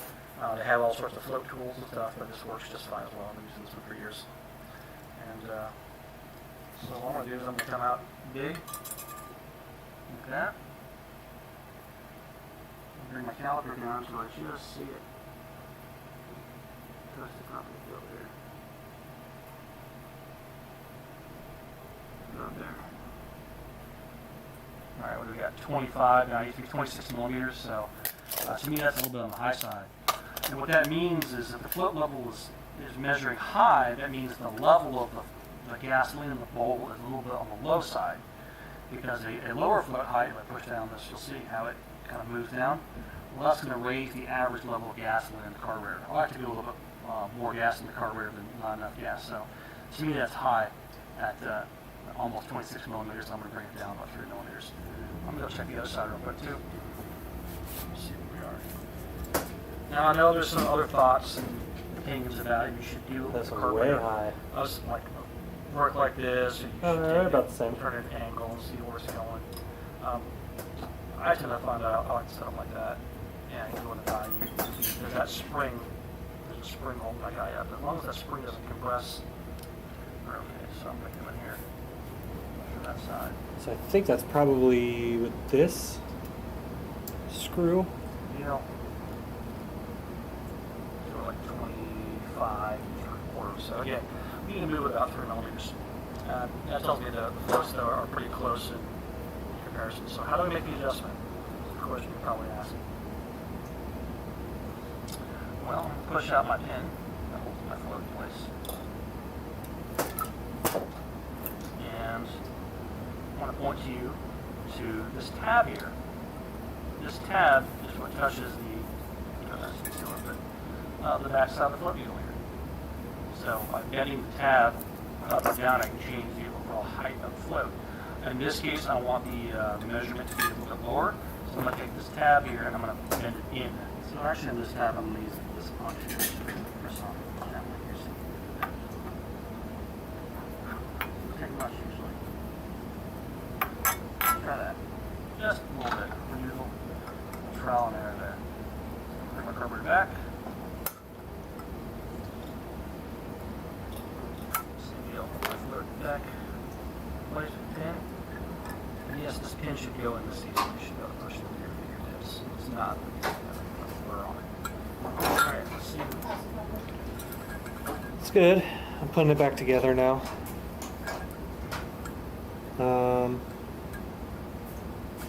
I guess you're off the phone. Yeah. Yeah, this doesn't look too bad, but I did grab the one from the side that was of the engine that was actually firing. I'm replacing all the parts with these new parts that I have, just cause. I'm gonna put it back in from this side, I think. Just because I have them. So we don't have anything that measures in millimeters, do we?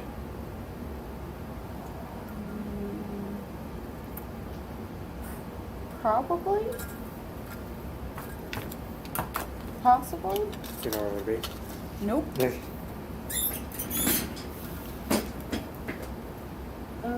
Actually, that's pretty good. You still working in there? No, I think I'm done for Oh, this chair's so loud. yeah. I mean, that chair is a garbage chair. But Yeah. I was going to take it out to the trash, but it's nice having a chair that'll kind of float. But you can kind of move around.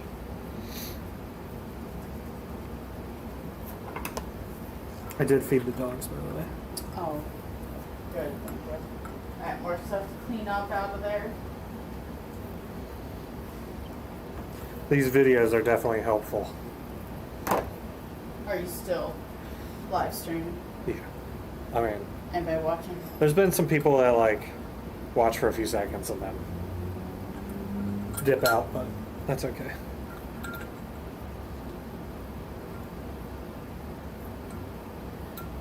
Did you tell your mom what I was doing? Yeah. She didn't ask any questions as to where it came from, so. I'm assuming your mom knows what a carburetor is. Yeah. I had to go upstairs to get guitar string to clean up some pieces, Yeah. and I locked Dorito upstairs while I was gone. That's when I fed the dogs too. That's a good idea. He's trouble. I mean, look at him.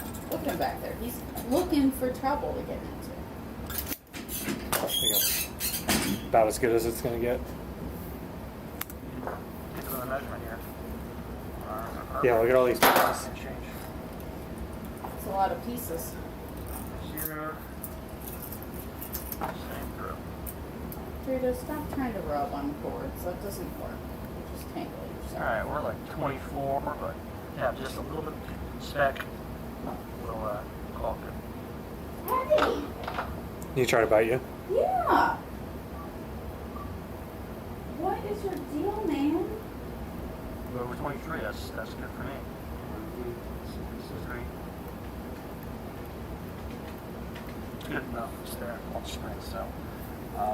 Yeah, that's setting the flow height, which is, again, sometimes a tedious task, and especially if this thing's been monkeyed with a whole bunch, or they call it a hanger, that part there has been bent or distorted.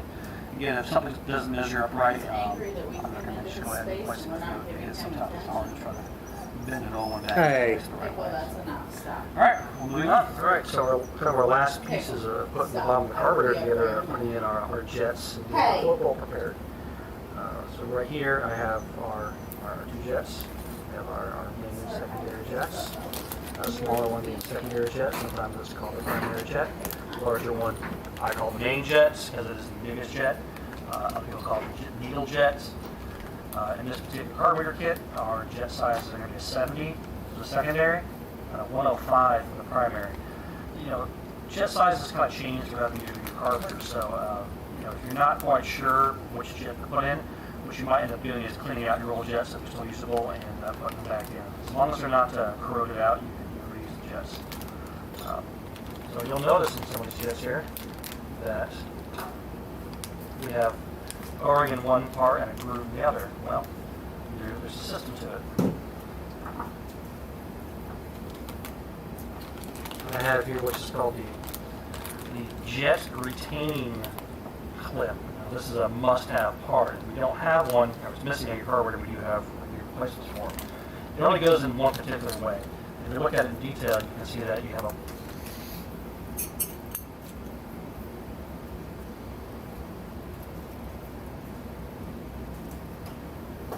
People say you can't crate train a cat. Did you put him in the crate? Yeah, because I gotta get some stuff out. He's getting in the way.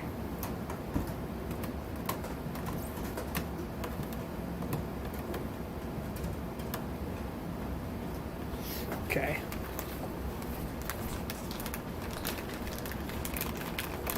Whew.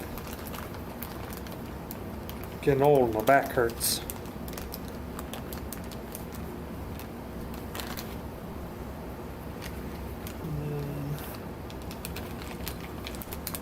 Again, I could probably reuse these jets, but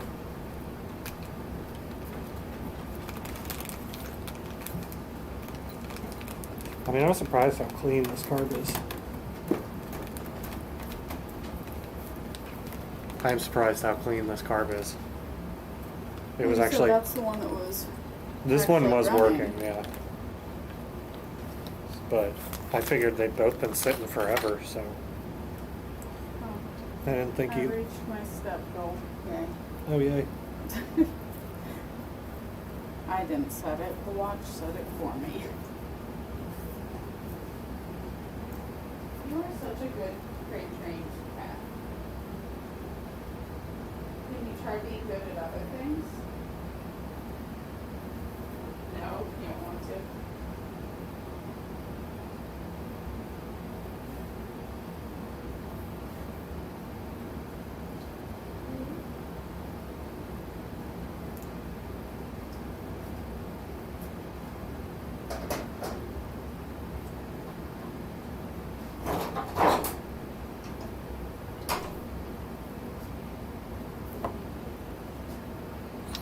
Oh, wait.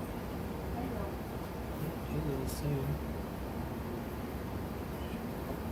He does sleep in that donut sometimes. Oh, yeah, I know. So, one of the seeds that I have soaking must have, it must create ammonia when it gets wet. Because when I opened the bag, it smelled like cat piss. Weird. That's why I had to take the candle in there. It smells Oh, I so thought you did bad. it because it's I couldn't smell any of that. because of the car stuff. No, it just smelled like cat piss in there. I've never experienced anything like that. It is super Hopefully weird. It smells like. Is that what they're sniffing? I swear, I'm not hiding another cat in this house. Oh God! Uh-oh. What did you drop? How tiny is it? I found it. I see it.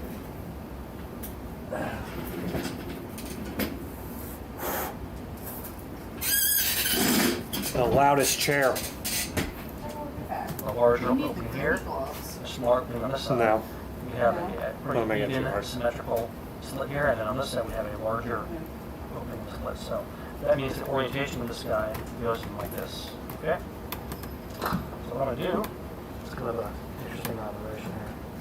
Get my main jet, he goes in there, hold it in place. My secondary jet, that kind of hold it in place. Before I drop them in, always drop more moisture oil in there. All parts. Alright, see if we can get this all to fit at one time. Just like that. So what this piece does is that the float ball touches this and pushes down and puts pressure on the jets to make sure they stay seated. It's kind of a weird design, but that's the way it is on these 250 carburetors. So it's a must-have piece, and they all kind of pop in together like that, and come out together like that. I want to point out a couple things.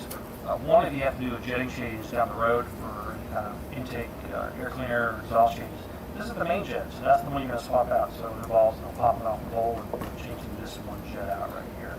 Sometimes we change the secondary, just depends on the conditions. Something else I want to point out is this little plug right here. In this particular version of the carburetor, it's a plastic plug. Sometimes it's an aluminum plug. If you are missing a plug here, well, that's bad news. That plug needs to be there.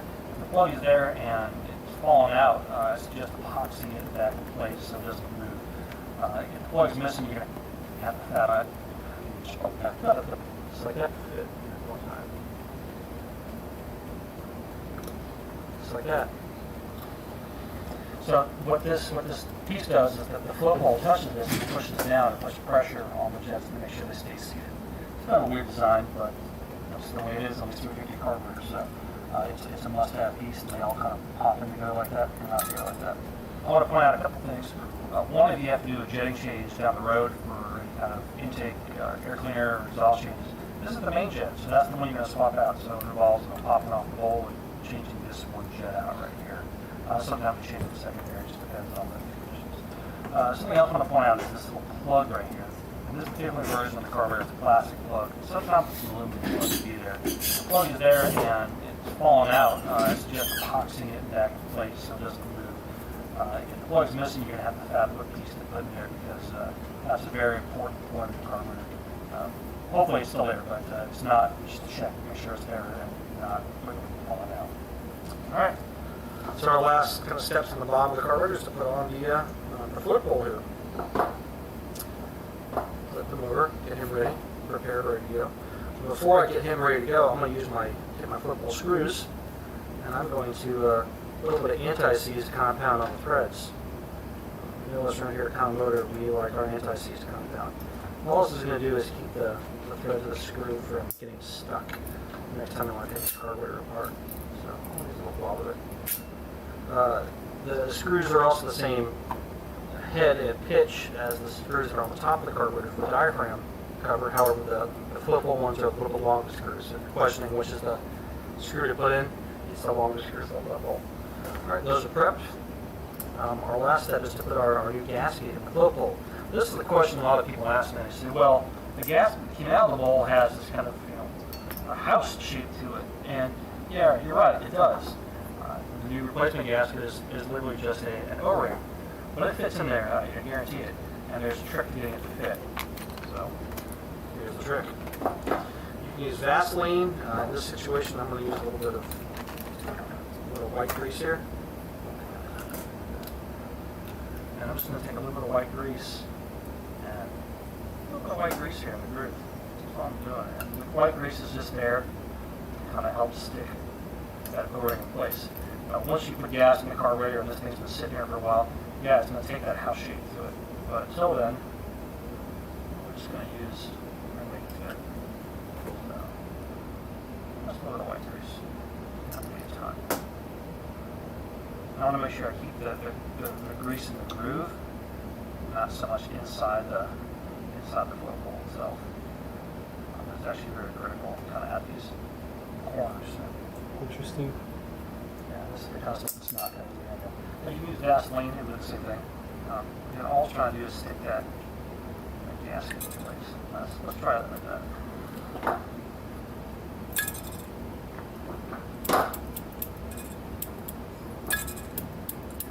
Point out any of the excess that is inside the bowl here. Cool. Excellent. All right. So, take my O-ring. Just gonna give it a little bit of a stretch. Just gonna rotate it. A little bit of a pull. See if we can drop right into the groove here. Got a lot of folks, right, so have a hard time getting it to fit. Well, yeah, stretching it out and put a little bit of grease in the groove will help. You can see how it's a little bit tight still. See if we can give it more of a stretch. Just a little more.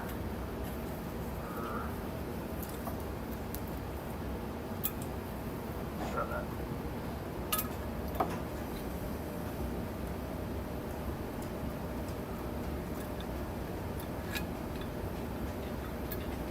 Oh, look at that. Brilliant. It's never so fun. Oh yeah, there's a trick to putting the look all over again. Alright. Go back to the carburetor itself. I'm going to point out this is the overflow tube here. That overflow tube needs to go in a very specific spot. Remember I pointed out this hole a little wider here on the tang? I went up to the overflow sphere or overflow tube here. So I'll drop this on. Tell that for you guys so you see a little better. Have to go on like that. And it's going to want to hold up a little bit, this carburetor, because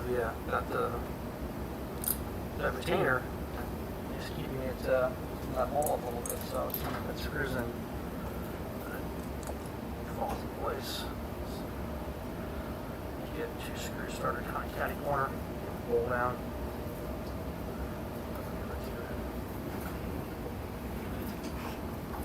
Torque down nice and smooth.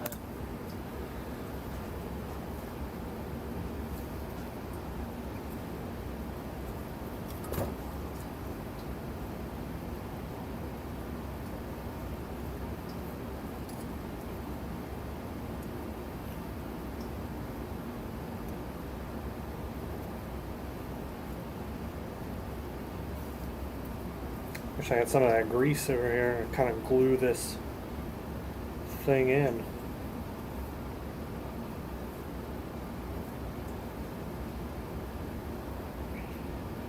But alas, I don't, so it'll be harder.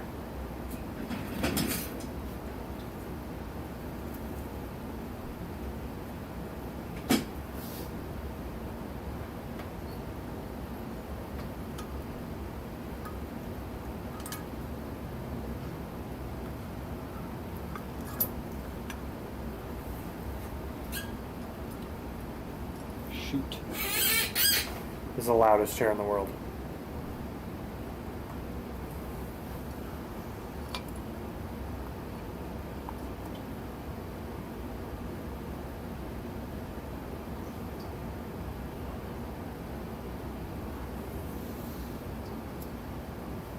I think I'm gonna have to.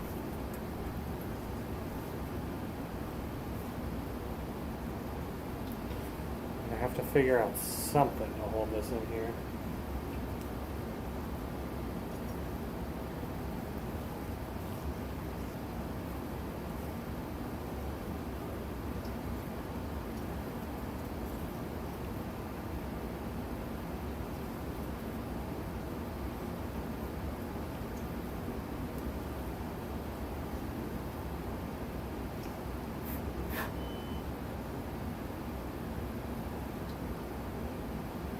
I heard a beep. I don't know what that was.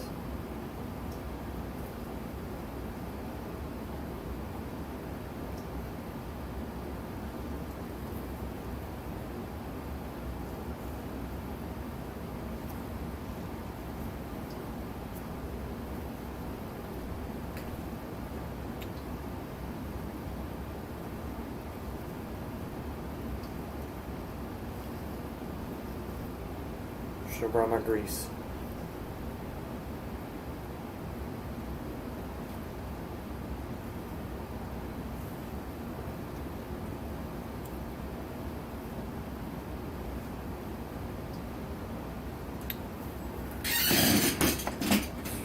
Freaking chair.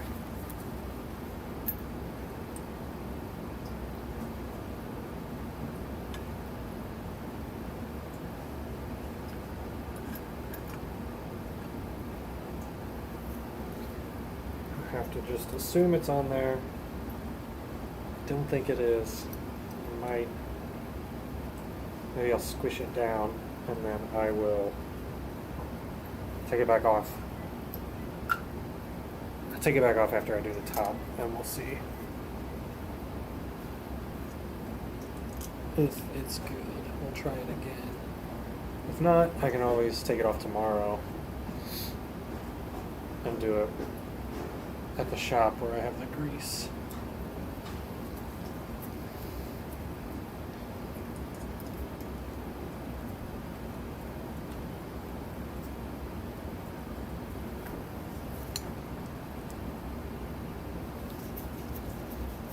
I think somebody replaced one of these screws with a screw that's not the correct screw.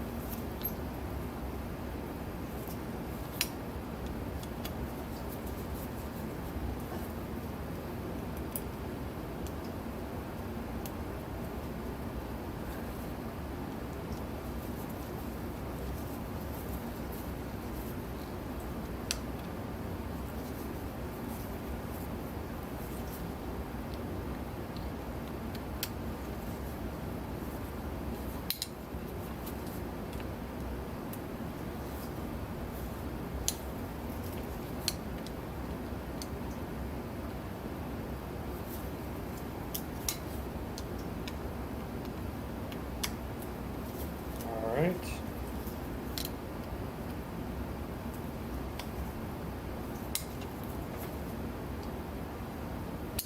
Float ball is done.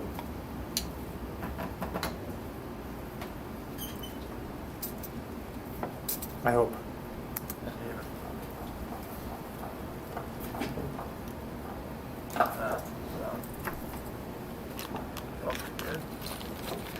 Now, it's totally possible if that O-ring can slide out of the groove there and pinch it during installation, and then you pinch the O-ring, you're going to get a leak.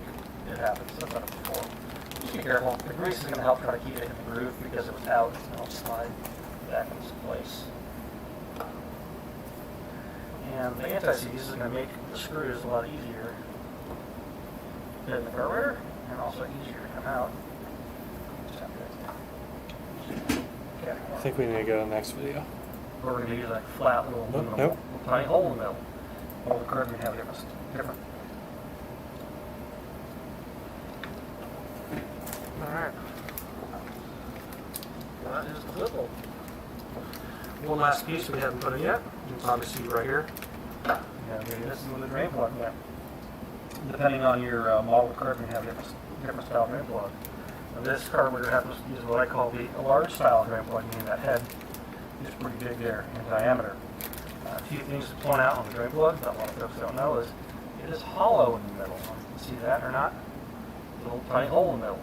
Because the idea was that you crack the screw, the gasoline dribbles through this center hole here, and on the sides of it you have these little tiny holes. There's one right here, I guess from this side, and there's another set right here. So there's actually 4 holes here on the drain screw. More often than not, this thing is going to be packed full of dirt and grit, and you have to use a wire and a little drill bit to kind of poke it out and get all the dirt out of it. But yeah, there's also a source of hidden dirt and most people don't realize it's there. And this other O-ring here, it's the kind of fat one. It goes on here. Some of the carburetors with the early style, called the early style drain plug, don't use an O-ring, they use a flat little aluminum washer to seal it. So it just depends on what version of the carburetor you have. Alright, O-ring is on. Usual, a little bit of oil on the threads. And on the oil threads and on the O-ring itself. Just like that.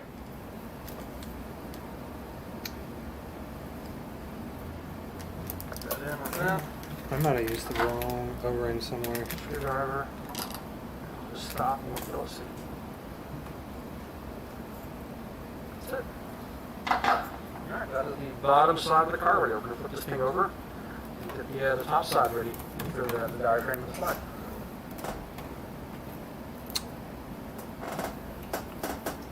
Are you putting it back together now? Mm-hmm.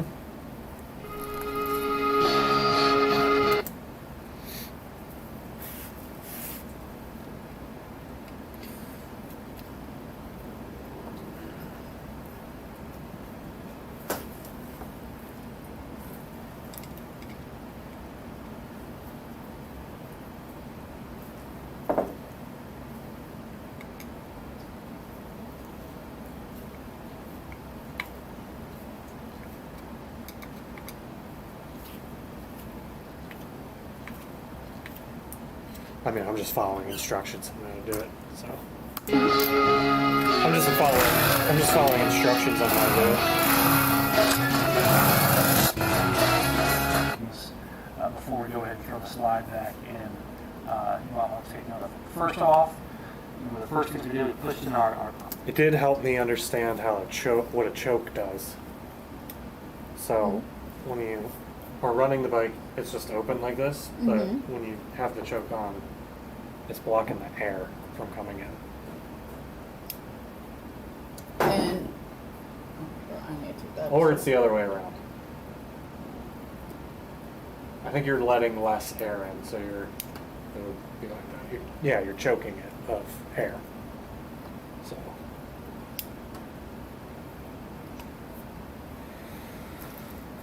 primary and secondary. And then when you pull the throttle, it's connected to this thing, which opens up and lets more fuel in. Also fire tubes, well, here they are. That's the main right there, primary. And there's the secondary. So that's where they come through. The gas actually sprays and squirts out of those into the venturi right here. So point those out to you. Another thing I want to point out here, if you can watch the pick, see the pick right there. This is the air inlet that actuates the slide coming off the very front of the carburetor. There's two holes here, and when we actually check the proper slide operation, we're going to be blowing into it and you see the slide work. A few more things. These little brass guys here are known as air bleeds. They allow air to come into the body of the carburetor and help the gas atomize basically down in the chamber with emulsifier tubes. Some versions of these carburetors, they're removable. This one that happened to be pressed in. In my opinion, you really shouldn't take them out unless you absolutely have to. But you do need to clean them out. So these are a good candidate to make sure you get a guitar string in there and there's no debris or dirt in any of those parts there. They need to be cleaned and blown out with compressed air. And finally, we have this groove here. This is actually the groove where the diaphragm sits in. And we're going to make sure we seal this up with the diaphragm back in the carburetor. It also has an alignment notch here. This is relative to the original diaphragm that's in the carburetor. However, we're using one of our replacement diaphragms, part number 6034. It doesn't use the alignment notch. It uses a different alignment technique. So I'll talk about that in a second. So just want to point out a few details here before we start putting the carburetor top side back together so you know what we're getting into. So a quick test I like to do before I throw a carburetor back together is I want to see how well does the slide itself here fit inside the carburetor. And you'd be surprised how many carburetors we run across that the slide gets jammed. A quick test is just to drop in the carburetor like this and I'll put my finger in and let it drop. This one is like a no-brainer. It seems to work fine. I'm going to kind of rotate it a little bit. Yeah, this one's nice and loose. There's a lot of carburetors though where that slide will go about halfway and it'll stop. Jammed, and it has to do with some manufacturing variances on the slide or the carburetor body. A quick solution to that would be to swap slides to different carburetors, see if they work better, between two cars. Other times you might have to get in here and really clean this passage out with some Scotch-Brite pad, get it nice and polished. Sometimes you have to go in there with some light sandpaper. And so that's a quick test. I want to make sure that slide will drop nice and clean in there and not go and get like hung up halfway. Yeah, it actually happens, so I always suggest folks to check to make sure your carburetor is dropping clean like that. So we'll put the carburetor itself aside, and we're going to talk about the slide a little bit real quick before we start putting things back together. So on our CV style carburetor, which stands for constant velocity, the slide is what helps control the flow of air. This is the original diaphragm that came out of this particular carburetor. And I went ahead and gave it an inspection. And the way to test the diaphragm is to kind of go around it, and I'm just gently pulling on it. And I'm looking for a pinhole or an abrasion or something of that sort. And a lot of times you'll see those kind of pinholes in this area here where the diaphragm kind of meets the slide body. Again, if you have a bad diaphragm, we do have replacements available. They're pretty easy to install. But, you know, the diaphragm's nice and pliable, like this one is, nice and flexible. And there's no holes or abrasions or tears in it. It can be reused. So with diaphragms, you kind of have like a 50-50 shot. You never know. So like, I kind of check the top side pulling it around. Then I'll flip it over and check the bottom side. Because sometimes you'll see something on one side, but you can't see the other. I'm just kind of gently pulling on it. And this diaphragm is in really good shape. So I'm excited for Jake to do the one tomorrow. Unless we have to. Should go a little quicker now that one of us has actually done it. Well, I had to put the diaphragms on, but I don't want to point out the two holes here in the slide. In case you lose your orientation of which way the slump that those holes are supposed to go. Those holes face the choke plate, so I'm going to put in the carburetor back in the shot. My choke plate's here where the air can would be. These two holes would face that direction. Just for reference, so only case reference. So that's up. So I need to put this guy back together because it has a few parts in it. The first part I'm going to put in is my main slide needle here. It's a new one that came in the kit. Take it, just drop it in the center there. Oh boy, get it in.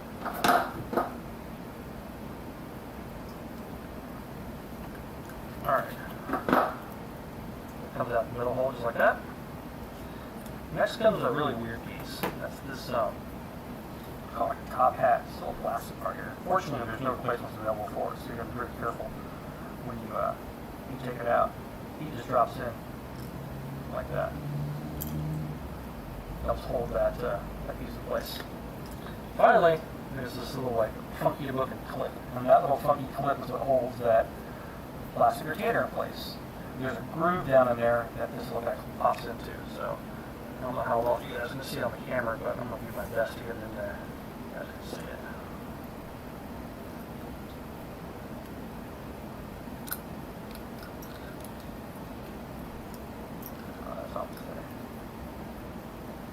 Alright, I don't know if you can see that very well, but you can see how the ends of like the 1, 2, 3 corners of it, or edges of it, are under a groove there. And if I pushing on the needle here, it doesn't want to move. Alright, so I'm about to drop my slide and a trick. Slime? I don't have slime.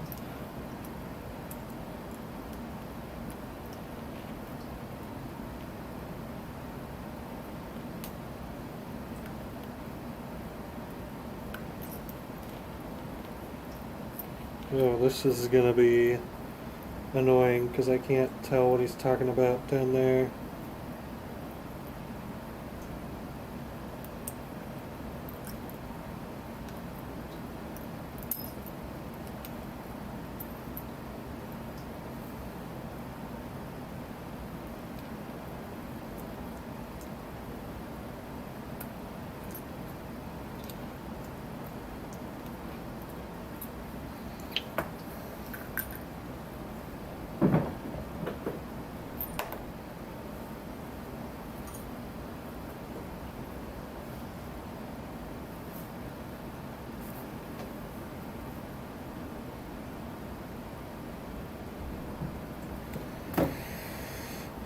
Okay.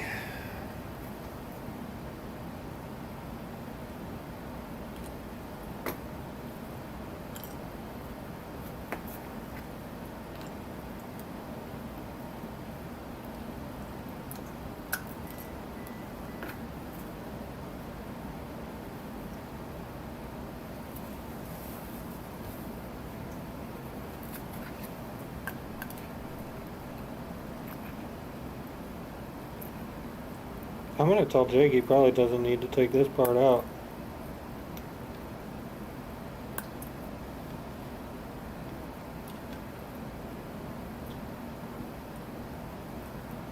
I don't know how to get this in there.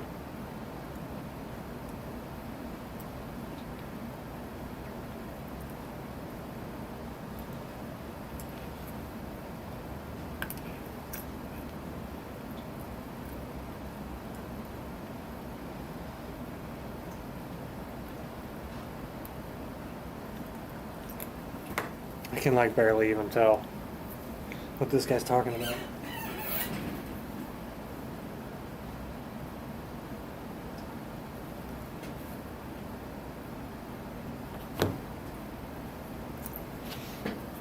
I'm gonna get real low.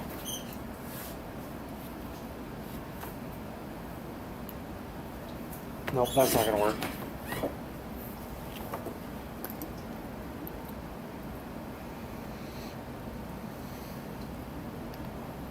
Alright, I'm gonna watch this again, see what he did. See how he did this.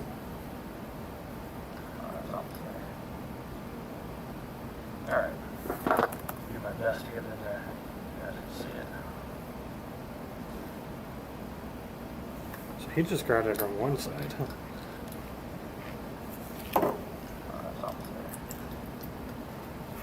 Alright. I don't know if you can see that very well, but you can see how the ends of like the 1, 2, 3 corners of it, or edges of it, are under a groove there. And if I pushing on the needle here, it doesn't want to move. Alright, so I'm about to drop my slide in, and a trick I like to do is I like to use a little bit of gasket sealer in the... I don't have gasket sealer, so no trick there. No trick here either. I do not know how to do this. Cannot see in there.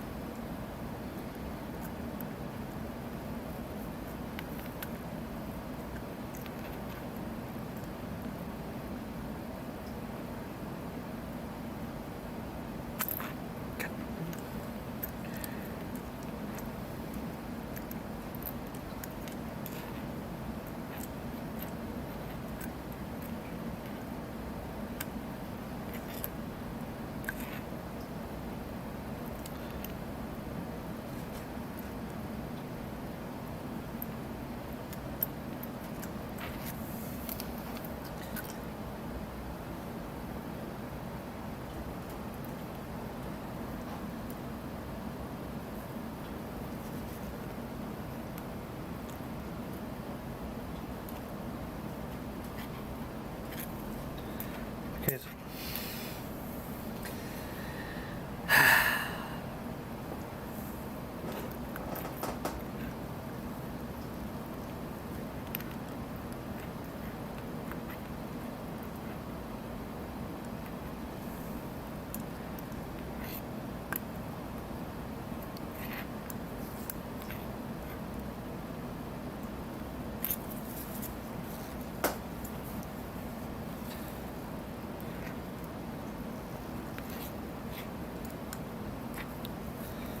I've got one of them under.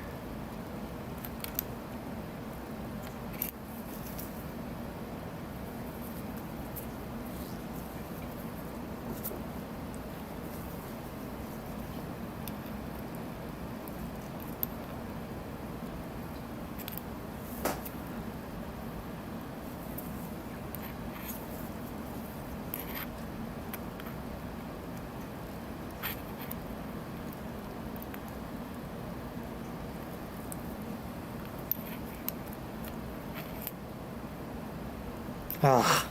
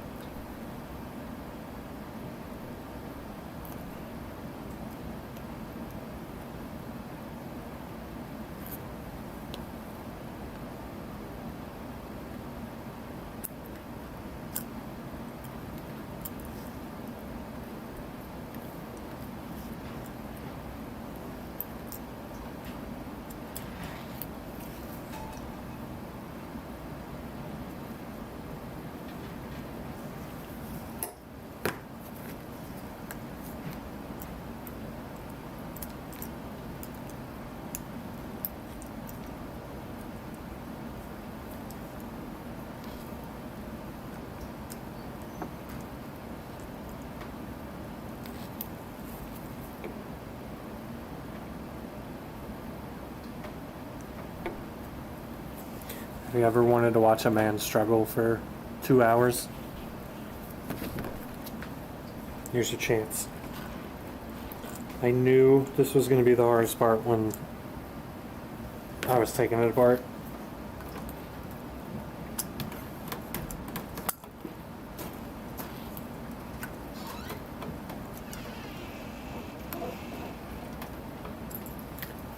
I knew this was going to be the hardest part when I took it apart. More work do you think you have? I think I'm basically done, but this is the hardest part, and I am getting frustrated with this part.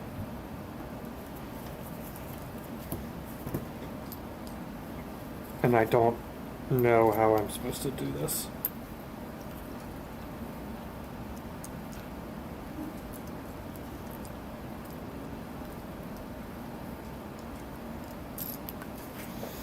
What's in there? Oh. So this goes up here. Mm-hmm. This slides. Wait, no, the other way. This goes in here. Sticks out the bottom like that. Mm-hmm. Then this goes on top.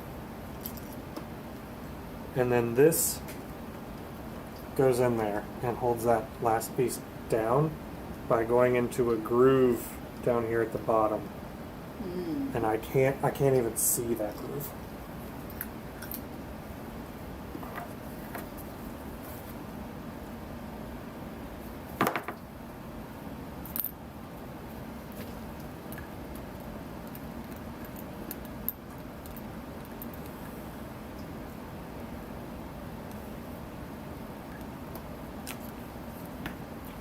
So I'm not quite sure what I'm gonna do. Because I have to finish. I am making some dinner. Oh, okay. What are you making? Just chicken tenders and french fries because it's late and I'm tired. Mm-hmm. I can get one side in, but I need to get all three in. All three? Yeah, it's like a triangle, so I need to get all corners. Mm. I got one, and then I get another one, and the other one pops out. Oh, I didn't realize that thing that you had like placed flat in there. I assumed that it like stuck up or something. Which part? That last piece. No, it lays flat and goes off. There's like a groove around the circle, and all three corners of it have to go in that groove. Hmm. See, watch, this guy does it. Too, so I don't know how well you guys are going to see it on the camera, but I'm going to do my best to get it in there.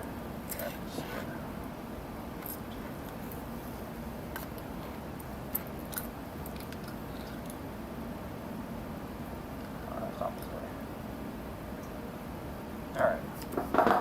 can see that very well, but you can see how the ends of like the 1, 2, 3 corners of it, or edges of it, are under a groove there. Huh. And he just did it. So easy. It looks like his needle nose pliers are a little less needly. I wonder if you need... This one looks too big. That was too big. I wonder if you need something just a little bit bigger to like get a good amount of pressure.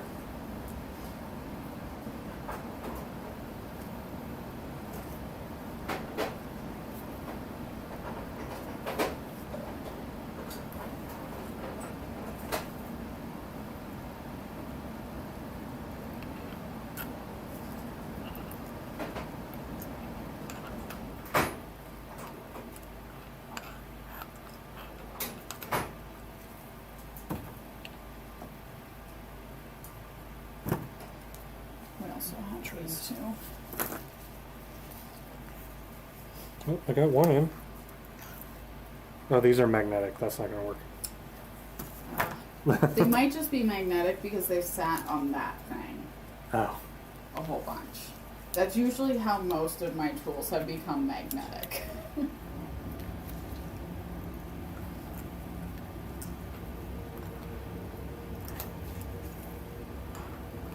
Again, like I can't see what I'm doing in there. Do you need another light? Like, above you? Do you want to come hold this one? Yeah, I can do that. I don't know if that's going to really help. It's just I can't see. Oh.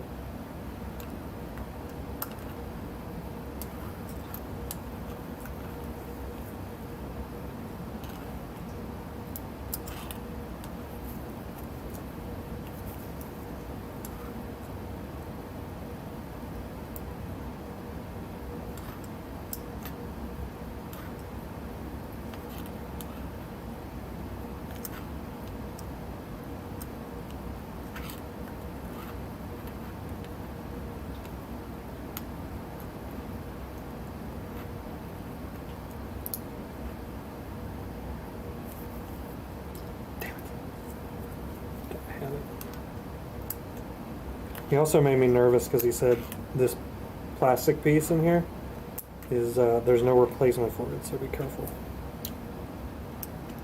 There's a plastic piece? Yeah, this piece right here. Oh. God damn it.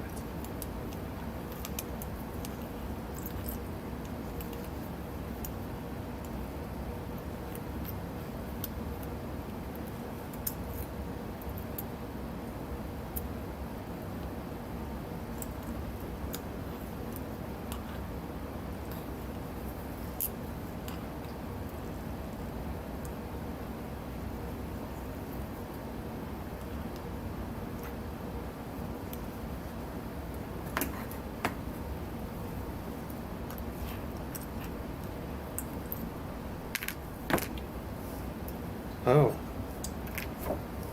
Notice anything? Mm-hmm. This one's way more spread out. This is the, this is the old one.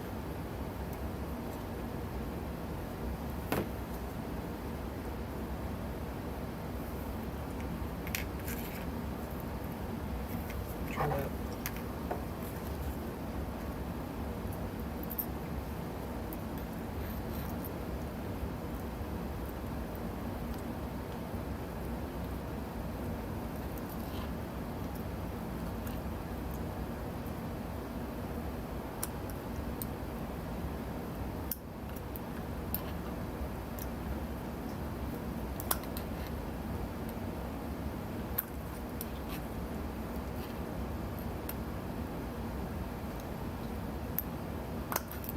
That was it.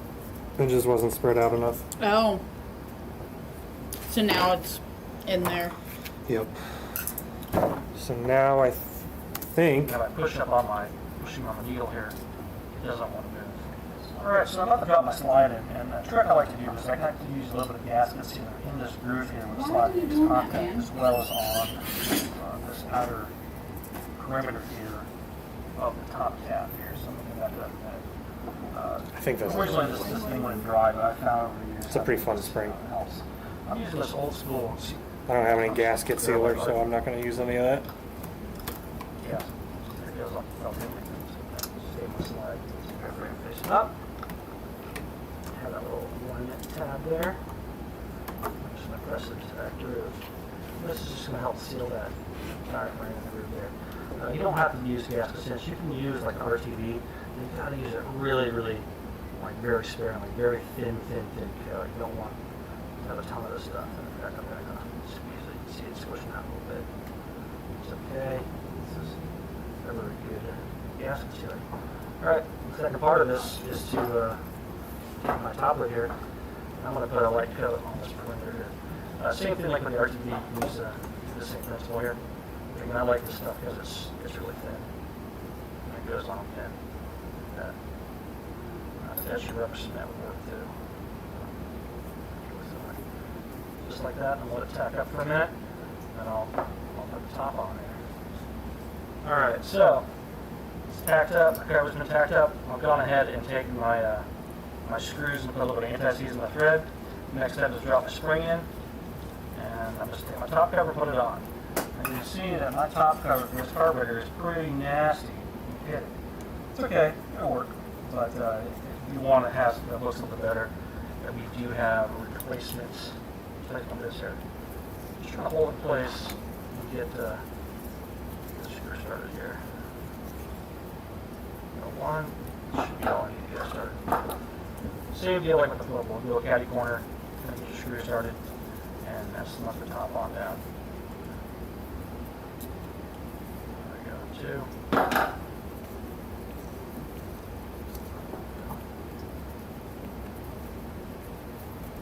3. The last one over here.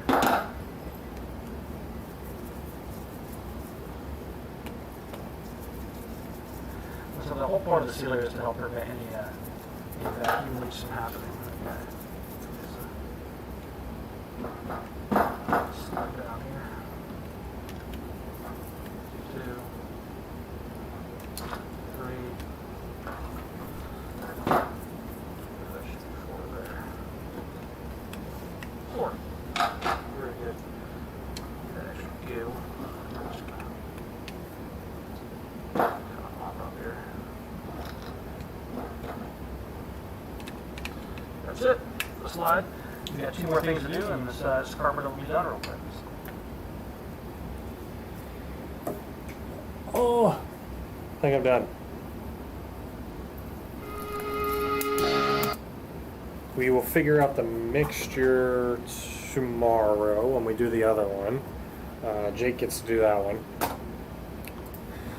Fun for Jake. But he's done it before on this bike, so he should be alright. I am going to... I mean, I really hope that...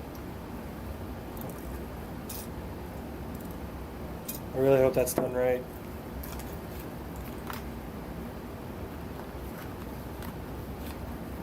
I don't know.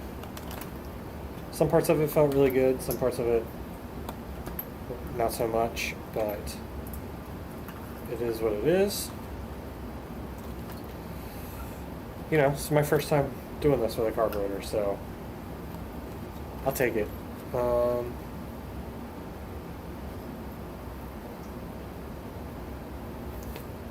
I never put the idle screw back in. I am not done. Shoot. That shouldn't be too bad though. I've got, that's this, and then there's a spring.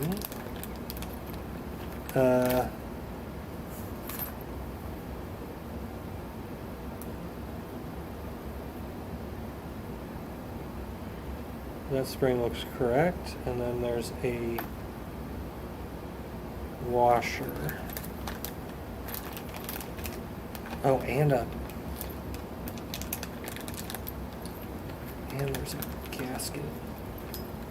I think it's probably this one. Oh, these right here. Cool.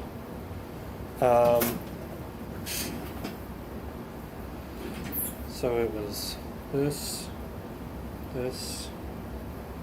washer, gasket. And it just goes in here. Maybe that's not right. That's not the right spring.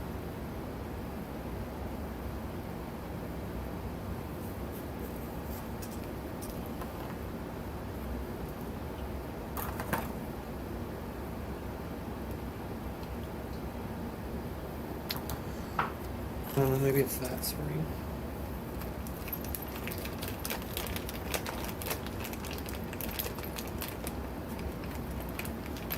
When you think you're almost done, and then nope, not done.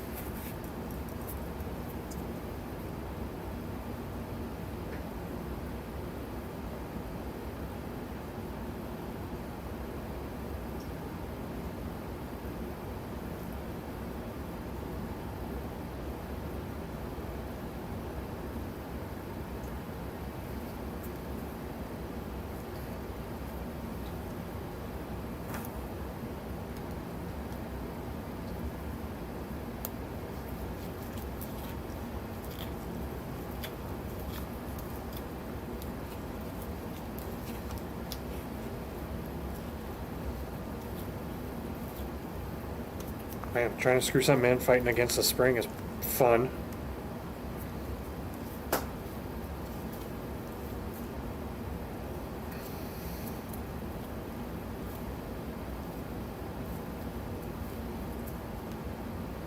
Is it reverse threaded? I don't remember it being reverse threaded. Oh, that didn't sound good.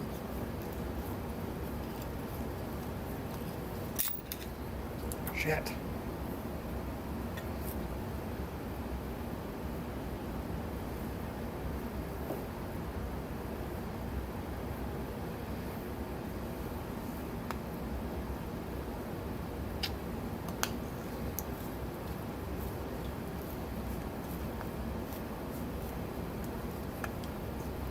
There we go.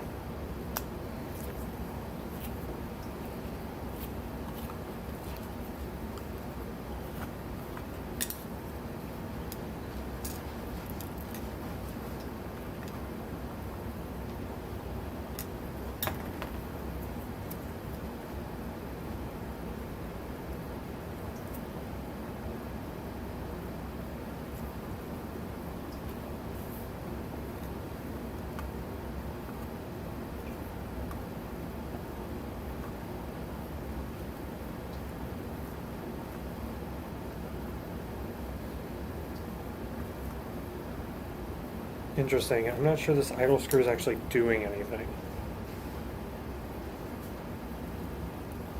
I don't know what that would be.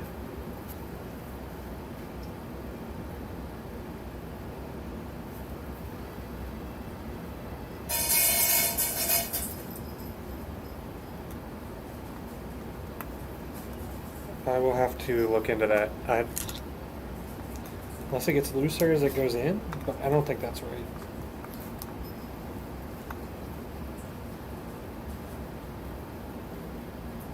Oh, wait.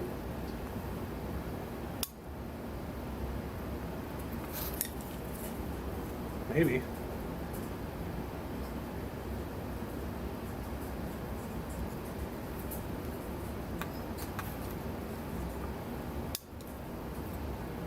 I don't know. I think I'm done. We will find out. Hopefully tomorrow. If that worked. Alright, I have to get cleaned up. Guys, and eat dinner. Thanks to anybody that tuned in to watch me clean a carburetor for the first time. It was an interesting experience, I can say that. So, look forward to doing it many more times. I don't know. It wasn't too bad. But cool. Thanks, guys. Make sure to check out the video we posted about getting the Honda down there, and I will see you later.